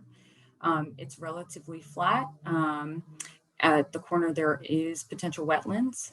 There is a municipal open space status. Sorry, was there a question? This site, there's a potential for Article 97 impacting the site because of the cranberry bog that is to the west. So that will be something that we'll be looking to research further with the help of the town. Their asphalt paving and curbs are in somewhat poor condition at this site as well. It also has to do with the drainage around the site. The one concern at this site right now is that it does have a singular vehicular access point for such a large site. So if we were to put select this site to pursue, we would have to look at having a second means of access. Excuse me, Ronnie. I Sure. see a couple of hands are up. Jeff Hall and Christine have their hands up. Oh, sure. Christine? I can wait until the end, but my question is regarding security as a theme throughout all of this. I'm wondering if there are security standards that need to be met for the state, and also would it be safe to say that the condition of the doors and windows would not meet security standards? So from a security standpoint, we will put together recommendations for if we were to renovate this building to bring it up to today's standards. And so as of right now, there is a security option of at the front doors where there is a camera, and a visitor to the building would have to be buzzed into the building. And then all of the other doors around the buildings are locked. So in that sense, they are safe and they meet the current security needs of the building. That being said, there are always ways to improve the security around the building. And so, we would make recommendations, whether it would be to, add cameras around the building. The windows themselves, from a security standpoint, are not a concern unless they don't have a way of, say, closing the shades, if that is part of the protocol of the school right now. But that would be something that we would review further as part of the process. Jeff? Yes, I just, you may already be aware of this, but when you were talking about the Wildwood School, just want to make sure that you're aware of the restriction there. There used to be a pedway that connected the Wildwood School to Federal Street. And then when the high school project was in the works, and I forget now whether it was a Conservation Commission ruling or the superseding order, but I believe it had to do with the intention of putting in the turf field.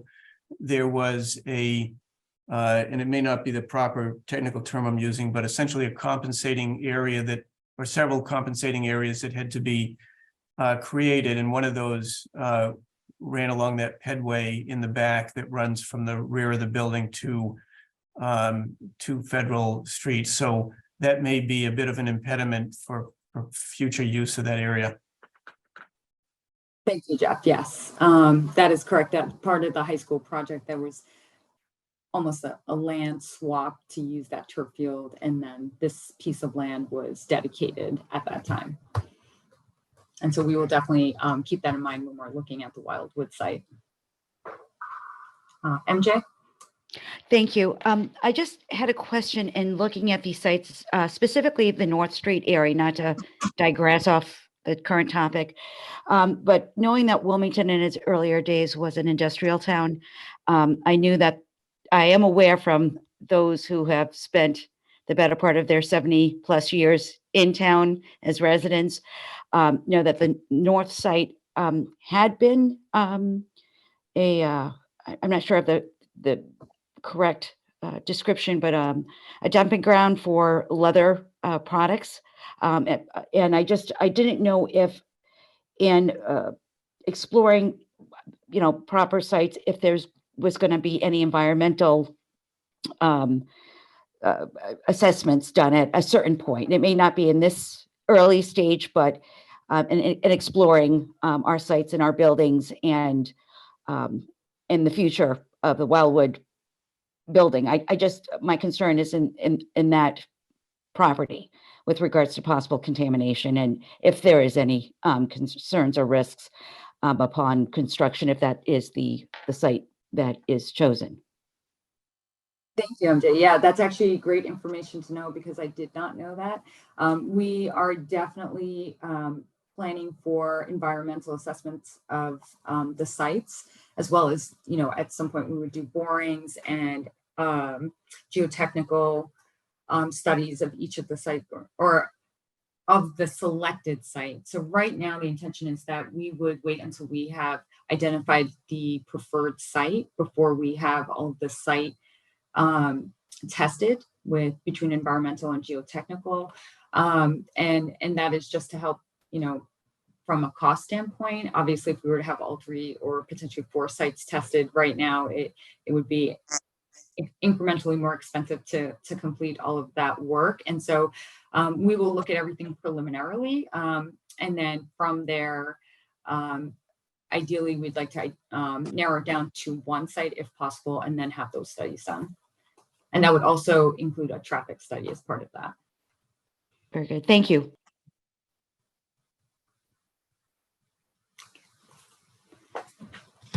So I'll just summarize. I know that was a lot of information. And like I said, we have reports that we've been putting together, and we're going to be cleaning those up, and then we will sharing that with this group. And so you can look at what I always refer to as a volume of information. And but this was trying to give you a quick summary of what each of those buildings and sites had there. So in summary, this is just an overall quick summary. You know, buildings are of similar vintage. And so we see similar issues across the board. Maintenance, it's staggered over the years. So some items and components have been replaced, but they're at different ages. Site circulation and drainage issues were definitely noted at each of the sites. And the building envelopes definitely could use upgrades, you know, including better insulation, you know, doors, windows, exterior walls. Some of the roofs have been done, such as at North, but if we were looking at the other buildings, we definitely have that as a consideration. Accessibility is definitely an issue, both on site and in the buildings.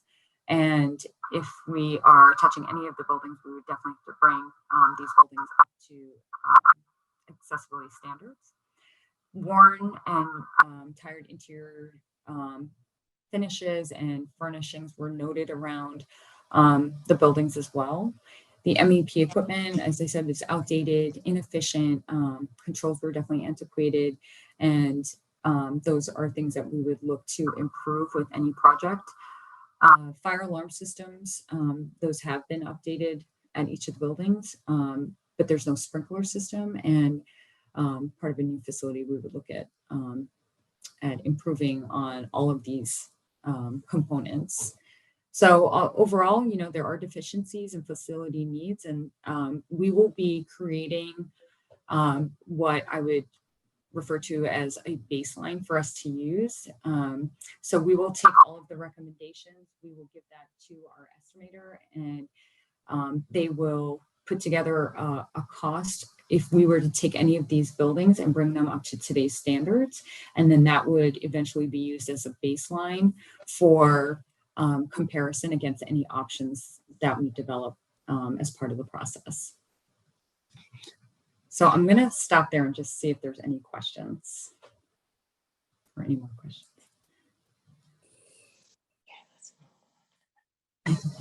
Thanks, Ronnie. Questions on this preliminary report on the existing conditions?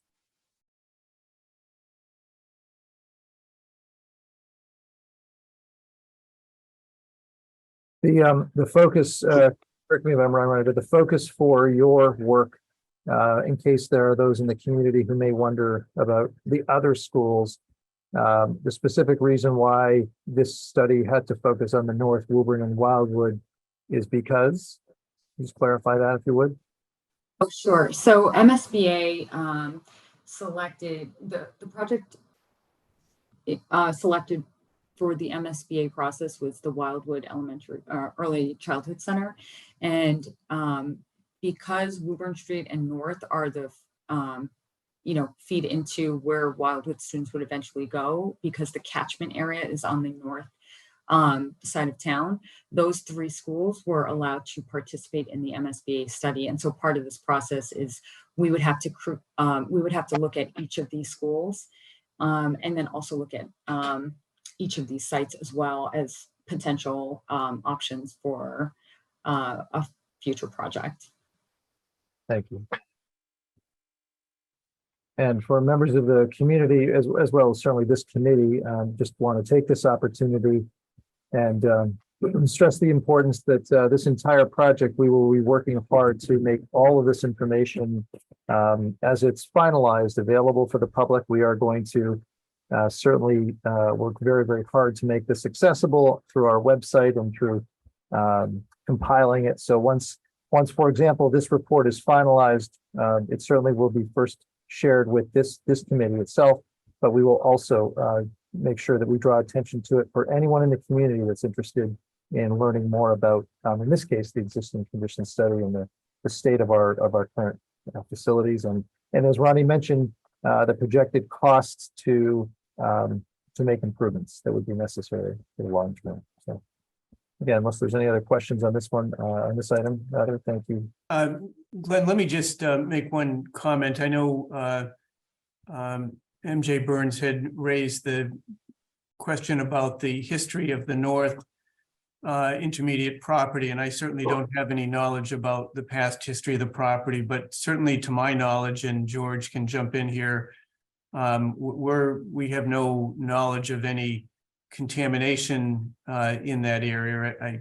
It certainly seems appropriate, as presumably is the case with any final site that's being targeted, that environmental work would be done. But I just want to make sure the residents are not concerned that we have a functioning school on a environmentally contaminated site, because as far as I know, that's not the case. That's correct, Jeff. I have not heard that. There was never a tannery on that site or dumping grounds or anything in particular. I knew the Old North School was in that area. I don't believe there was any dumping. Just I didn't mean to infer anything. It's only from some of the seniors that I live near who grew up in this neighborhood, who remember as children in avoiding that area. I do not and did not want to infer that it's considered contaminated. I am only going on what was reported from somebody who has had the longevity in this community in that aspect. And my only concern is I don't anticipate with the building of the North Street School back in the 60s that hadn't been explored into some capacity. I think going forth, if that area is of consideration, that might be, I only ask it just to make sure if we're going to do unearthing in a building process, that is explored and vetted out, just to quelch any possible concerns or questions that may come up. Wilmington was known back in its earlier days as an industrial area. I don't believe it was a tannery. I do believe, what I was told through somebody who lives here in the that it was. I only share that as a possible area of exploration if that site is in fact chosen. I've never heard of any concerns or issues. Just to clarify that, but I think, if my only concern is if we are going to dig up the area, that might be just something to just vet out so that there is no concern or overhanging questions. I think that would be done on all the sites, correct? Correct. That's what I was just going to say, Marianne, that to our practice, and I believe Jeff and George can attest to it. What is it, a 21E it's called, and we do a testing on all of the sites, and whether it's the new town hall or the senior center, that's all vetted. Correct. They'll do the geotechnical study on each site, each location where any building is done. So we should not alarm the public, on this, because the town does its due diligence. Again, I'm not inferring that it doesn't. I'm just bringing a point of concern forward in the process. I'm not to say anything other with regards to the town's level of expectation on the projects that they drive. And I didn't mean to infer anything. I just said as a point of concern and something to keep in the back of one's mind. Thanks, MJ. Okay, in the interest of time, unless Ronnie, there's anything further that you needed or wanted to add regarding this item, I'd like to move to the next item 8, which is educational visioning, if that's all right. There is, there's a lot of work for members of the committee and community who are tuning in and get a sense. There's really momentum that is starting to pick up here from my perspective on this project. This work that's ongoing, taking a look at the existing conditions, but boy, some real exciting work has been unfolding with, I think it's closer in sum total to somewhere between 40 to 50 members of the community that include parents, guardians, students from our high school, staff, educational leaders, community members. The great news that I'd like to share with this committee, I think I've said this before, but I just want to take this opportunity again. We did not turn away a single individual who expressed an interest in participating in educational visioning. It's been an exciting opportunity. I know a number of people on this call, on this committee rather, are participating in this, as am myself. It's really an exciting time to see the forward direction that's starting to take shape. And so we've had, as you can see here, 3 educational visioning sessions thus far. The most recent was yesterday.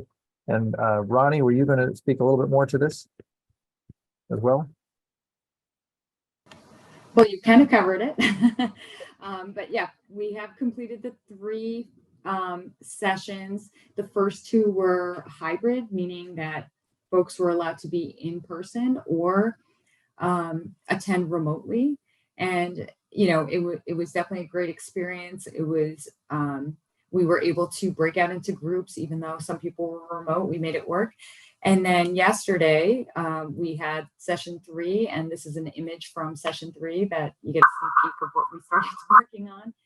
This was the first all in-person session, and we had breakout groups. You could see in the image some of the work that was created during this session, both in the afternoon and the evening sessions. And it has been great to hear all the feedback, a lot of discussion that has happened through the first 3 sessions, and we will be having the next session next week. Thanks, Roddy. Any questions at all or comments from members of the committee? As is the case with all of the work that's associated with this project, again, the work, the results, if you will, from this educational visioning activity will be compiled together, and our designer, Doran Whittier, they will weave all of the information and feedback together into a report that, again, will be shared with this committee and the community, and really will be an exciting sort of first step with a longer term view of what, from the perspectives of those that are involved in this process, this visioning process, have as sort of a future vision and hopes, dreams around a new school. So it's really exciting work, and we look forward to the 4th and final session, and then the report to follow. So thanks, Ronnie. Peer school visits is our next agenda, number 9. Yeah. So this really was part of last month's presentation, but we still wanted to inform you, for those who weren't aware of what had transpired. We conduct peer school visits. It's to provide an opportunity to see some newer schools that have been built in the area. And, you know, we don't know what we don't know until we go out and seek it. So, you know, part of the reason for the visits is to look for inspiration. It's to look at, you know, how they laid out their site, how the building is laid out, different spatial relationships and desired features that we would see when on these site visits.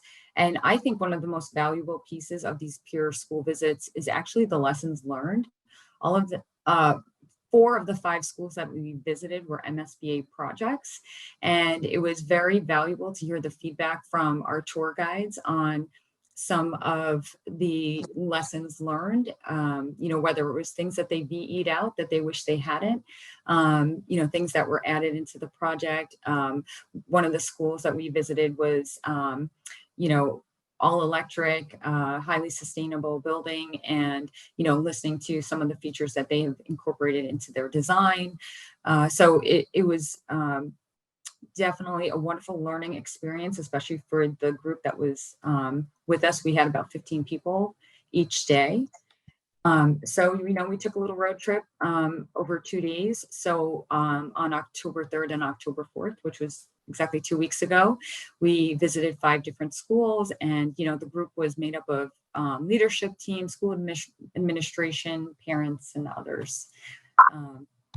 And just to give you a quick recap of where we went, on the first day, we went to the Fales Elementary School in West Barrow, and then we went to the Northbridge Elementary School in Northbridge.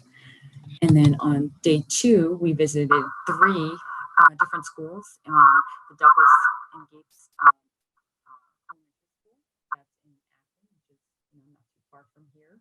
We also were able to, once we were finally able to get onto the base, we were able to visit the Hanscom Primary School, and then we were also able to visit the Maria Hastings Elementary School. So as Glenn mentioned, next meeting, we will have a much greater impact relaying information of what we have learned from those visits, and you'll hear more from some of the participants as well. Thanks, Yeah, we will be working on putting together images that were taken by the members who were visiting those schools. We want to actually, our goal is to try and combine this into a presentation that can stand alone and be something that not only members of this committee, but our community can see and refer back to as we move forward in the process. Again, I'm so pleased to be able to have so many people. We had almost 25 combined over the 2 days. We extended an invitation for members of this committee to attend these visits, to the school committee, the select board, the finance committee, and staff of the Wildwood. So we had a good response, and we'll be excited to see some of the images and the takeaways from those visits. So thank you, Ronnie, for that. And unless there are any questions or comments on the visits, we do thank you for setting those up for us. I know that people came back quite excited about the things that they saw and experienced on those visits. Community forum is, I think I mentioned that next, if you want to talk that Ronnie or Lee. So we have planned for a community forum. It's the first one where we get to engage with the community on November 8th, right before this meeting. So this meeting will actually start at 7 p.m. The community forum will be just prior at 6 p.m. It will be held remotely so that it can be recorded and saved for sharing on the website. And, you know, we will give an overview of the MSBA process for the community to understand that process and our overall process and timeline, and then also share a summary of the existing conditions of what we've done to date. And then also we will add in a sustainability component to that, to introduce that to the community as well. And that's what's planned so far. My office has created a short flyer, if you will, for this community event, community meeting. We are starting to socialize that as of today. The flyer has already been shared with the town hall with a request to send that out through the channels that the town hall uses. I will ask our school principals to share it through their school communications. It's gone out with a district-wide newsletter to all of our families. And we'll share it with WCTV to also run on their channel, and it's been posted on our website. If members of this committee have any other suggestions or thoughts or ideas around how to get the word out to draw attention to this, certainly I welcome that. Again, as Ronnie said, it's with intention that we're holding it virtually to make sure WCTV, they're really important in town, and we wanted to make sure we could record it, and doing so really allows the best opportunity to do so. But I think the advantages of that are that, as Ronnie said, it will open a good quality recording that then can be shared and replayed again and again. So that's coming up again, as Ronnie said, in November. Hey, Mr. Chair, I appreciate the community involvement November 8th from 6 to 8.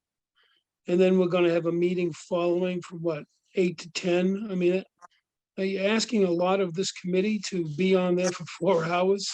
Can't you split that up a bit and have the community forum on one night and maybe the meeting the next week? It seems like I don't know. Just my opinion. I don't know what the rest of the committee feels. Maybe they want to spend 6 to 10 together. I like everybody. Believe me, I like to spend the 4 hours with you all, but it may be a bit much for people's attention. This meeting, actually, the public meeting is intended to be an hour, since it's an introduction to the project and the process. So I think the plan right now is that meeting would be at 6 p.m. and then the building committee meeting would start at 7.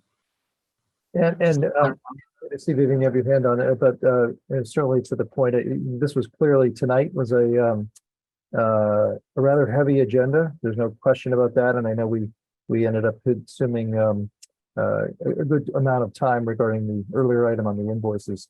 But I think that to the concern around the length of the next meeting agenda, it certainly won't be as extensive as this. as was tonight. Vivian, you had your hand raised. Yes, thank you, Dr. Rand. I understand the need to have it televised, and I understand the need to have it kind of recorded and for you to be able to publicize it and broadcast it repeatedly on multiple channels. But I would strongly urge that moving forward on some of these community engagement forums, we would hold them in person. I think just having them in person, having the people there has a completely different attitude and vibe than it does on a virtual platform. Also with that, is the flyers going out just to which communities, which side of town? This, even though this is going to be a school that's going to be on the north side, it still needs everyone's vote. So I just want to make sure it's going out to everyone. Sure. So if I may, just on both of those, I will continue, at least through my office, to look at this as a entire school district project. And Yeah. so mention that information about this project will always be sent out to all of our families. I'm certainly very mindful of that and will intend to do that. I certainly appreciate the suggestion is taken around holding in person. I know that there's tremendous value in that, and honestly, this is my thinking for this first meeting. Our WCTV partners are incredible, and I've come to learn that over my time here.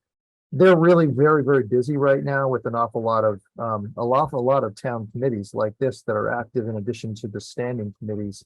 And I know that sometimes when we hold meetings, some have concerns if we're not able to secure the WCTV's presence to record those.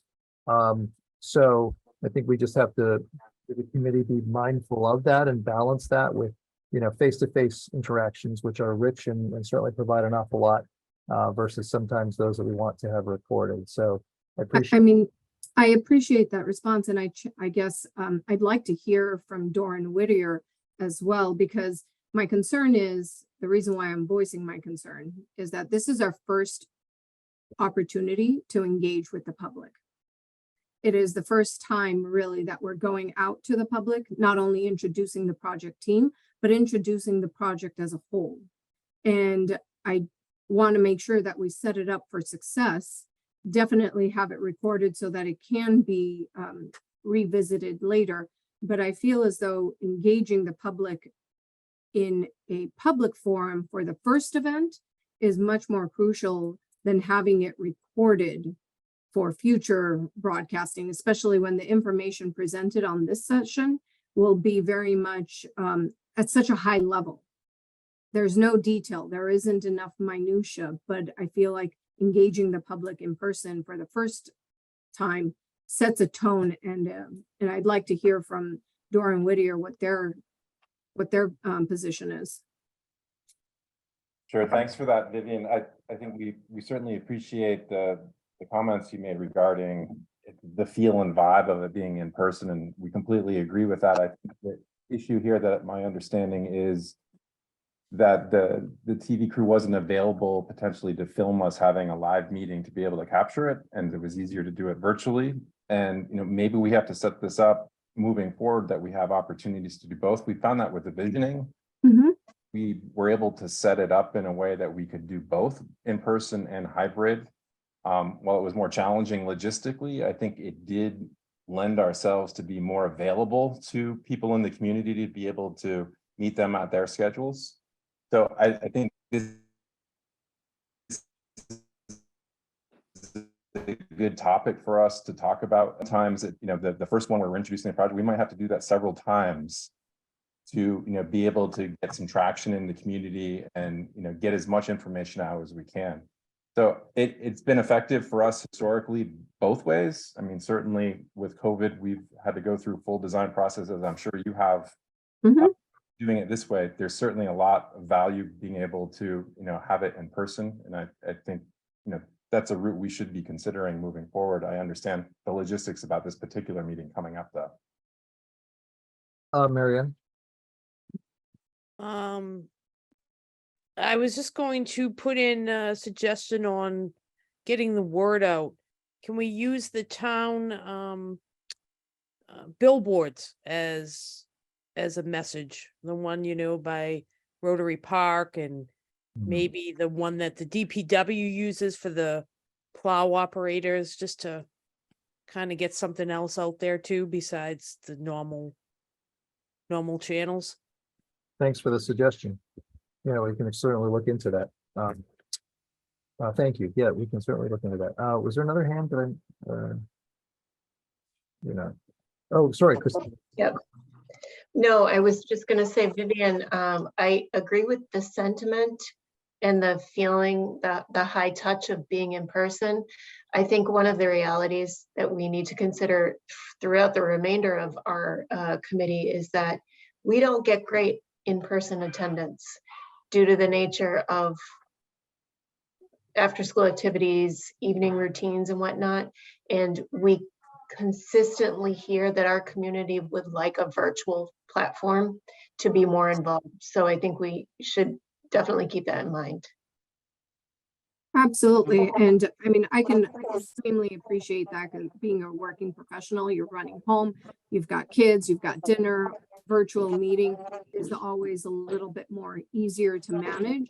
But if we are, I mean, I'm not opposed to the first one, please don't misunderstand, of it being virtual, but I would like to provide options where it's not just one meeting night, that it's kind of a one night you have to come, and if you can't make it, you lose out on the information. We need to have a better, we have to start thinking of this project, not only what we're communicating to the public as far as what the project is, but start kind of having the conversation and start already instilling the idea that this is a community project, and as such, we have to come together as a community to vote for it.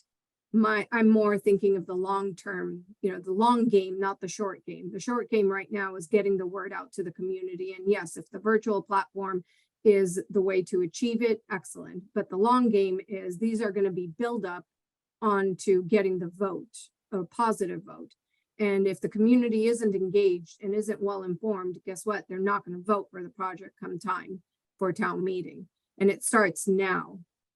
So the first one being the virtual one, I understand November 8th, but maybe going forward, we offer two opportunities, one virtual and one in person, so that some people that can't make it to the in-person at least know that they have the opportunity to join virtually.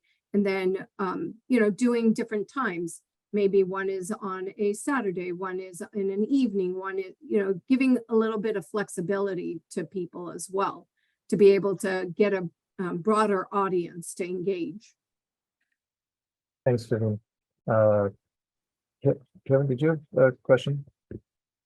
Yeah, just a comment. I agree with Vivian. I also listened to what Lee had to say about COVID. And I think maybe the first few or the first many of these community get-togethers should be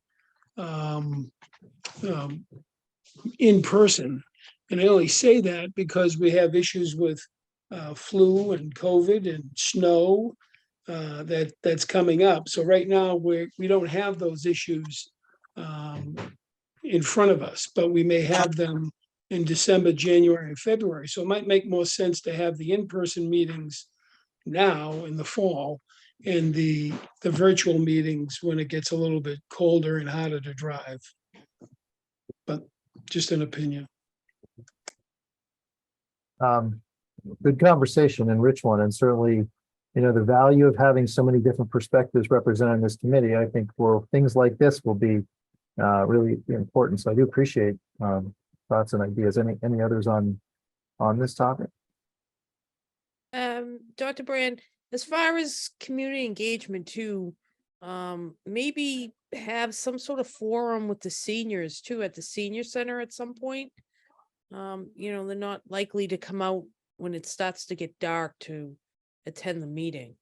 I actually, thank you for raising that. I actually had a member of our community who shared with me that they were a senior. They weren't representing all the seniors, but they reached out recently, and I've been in touch with she, and we're trying to figure out some opportunities with the senior center as a starting point. So something that's in the works, but I completely agree.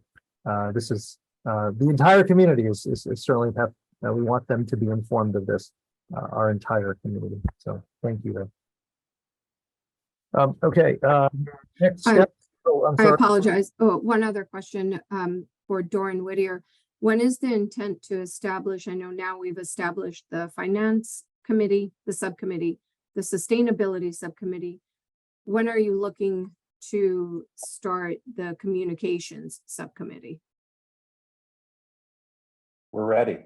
I think at any point, and it's a great point to bring up, right? Because this topic really needs to be scrutinized to figure out what the best avenues are for us to be able to interact with the community. I would suggest we have that as a topic at our next meeting to try and get some folks on board that can be focusing on that. There's lots of different moving parts with this project as we move forward, and the more hands that can focus on specific things, I think is helpful to the process. I would request that that be a topic on our next agenda for next month.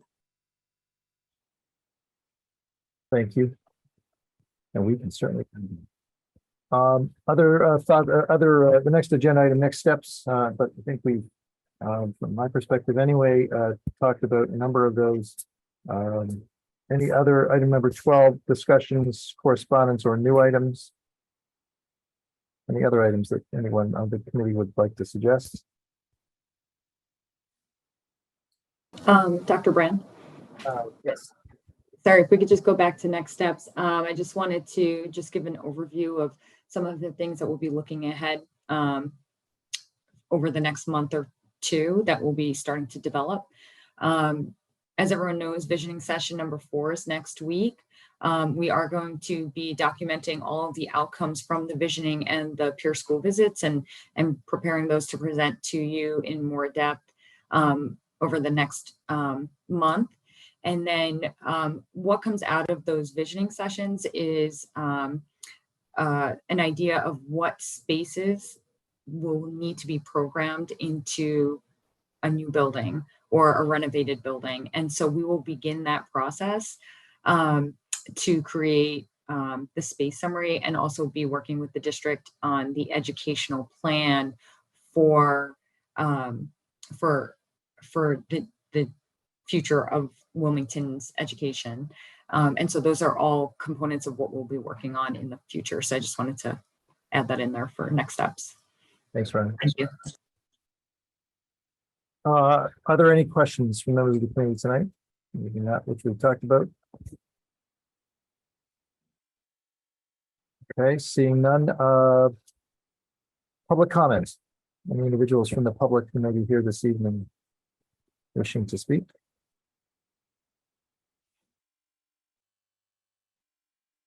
Okay, seeing that. Looks like you've got a hand there, Glenn. I don't know who the individual is. Sorry, this is Jen Benelli, 17 Jacob Street.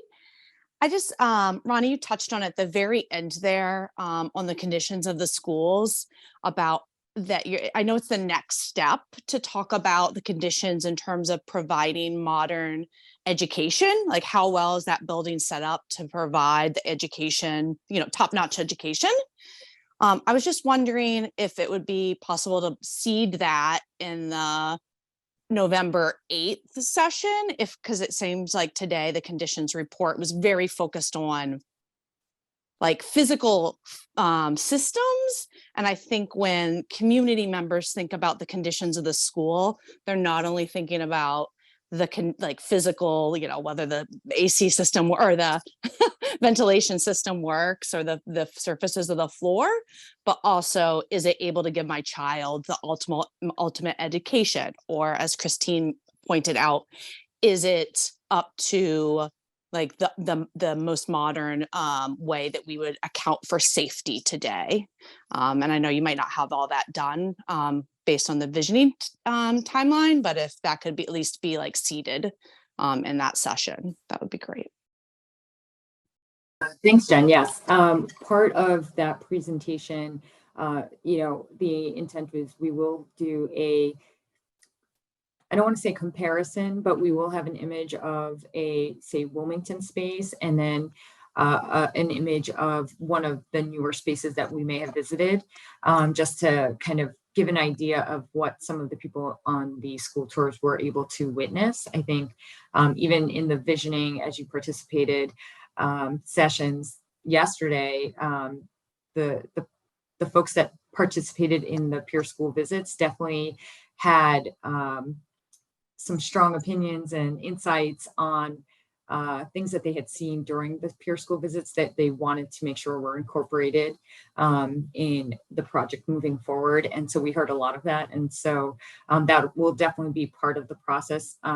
Unfortunately, not all of it is developed. So we will give almost, it's like a teaser because it hasn't been developed, but you know, it will be part of the process, and we'll be sharing that continuously throughout. Thanks, Ronnie. I would just add to that, you know, a topic of a future community forum coming up is going to be dedicated specifically to that kind of educational programs, current and kind of what the vision for. It's a big topic. There's a lot to cover, and trying to do both kind of infrastructure and next steps might be much for the first meeting, but I do, you know, historically, we like to dedicate, you know, a full community forum to kind of vet that out. Thanks, Lee. Our next, seeing that if there's no one else from the public here tonight, our next meeting is scheduled as mentioned for Wednesday, November the 8th. I want to take this opportunity and thank members of the committee for all of your time. I know this was a long night, a lot of content to work through. On behalf of our school committee and community, I thank you for that time as you help assist in this super important project for our community. With that, looking for a motion to adjourn this evening. So moved. Thank you. A second? Second. Jay, thank you. Sarah, could you take us through one last time for a roll call?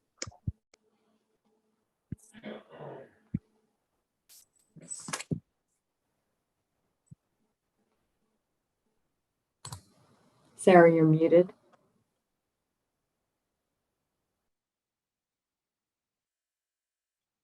Dr. Glenn Brand.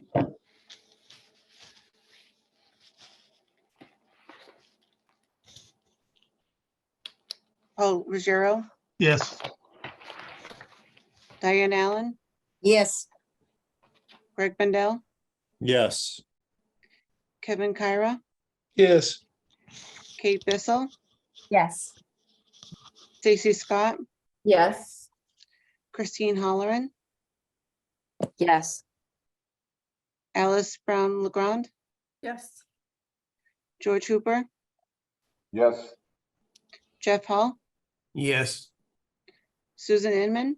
Yes. Brian Perry.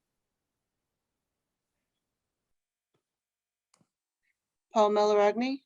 Yes. MJ Burns. Yes. Marian Galezzo. Yes. Michael Comosio. Yes. Craig Minor. Yes. Vivian Verabedian. Yes. Christine Prendergast. Yes. And Justin Couchet. Yes. Dr. Glenn Brand. Thank you very much. Have a good rest of the evening, everyone. Take care.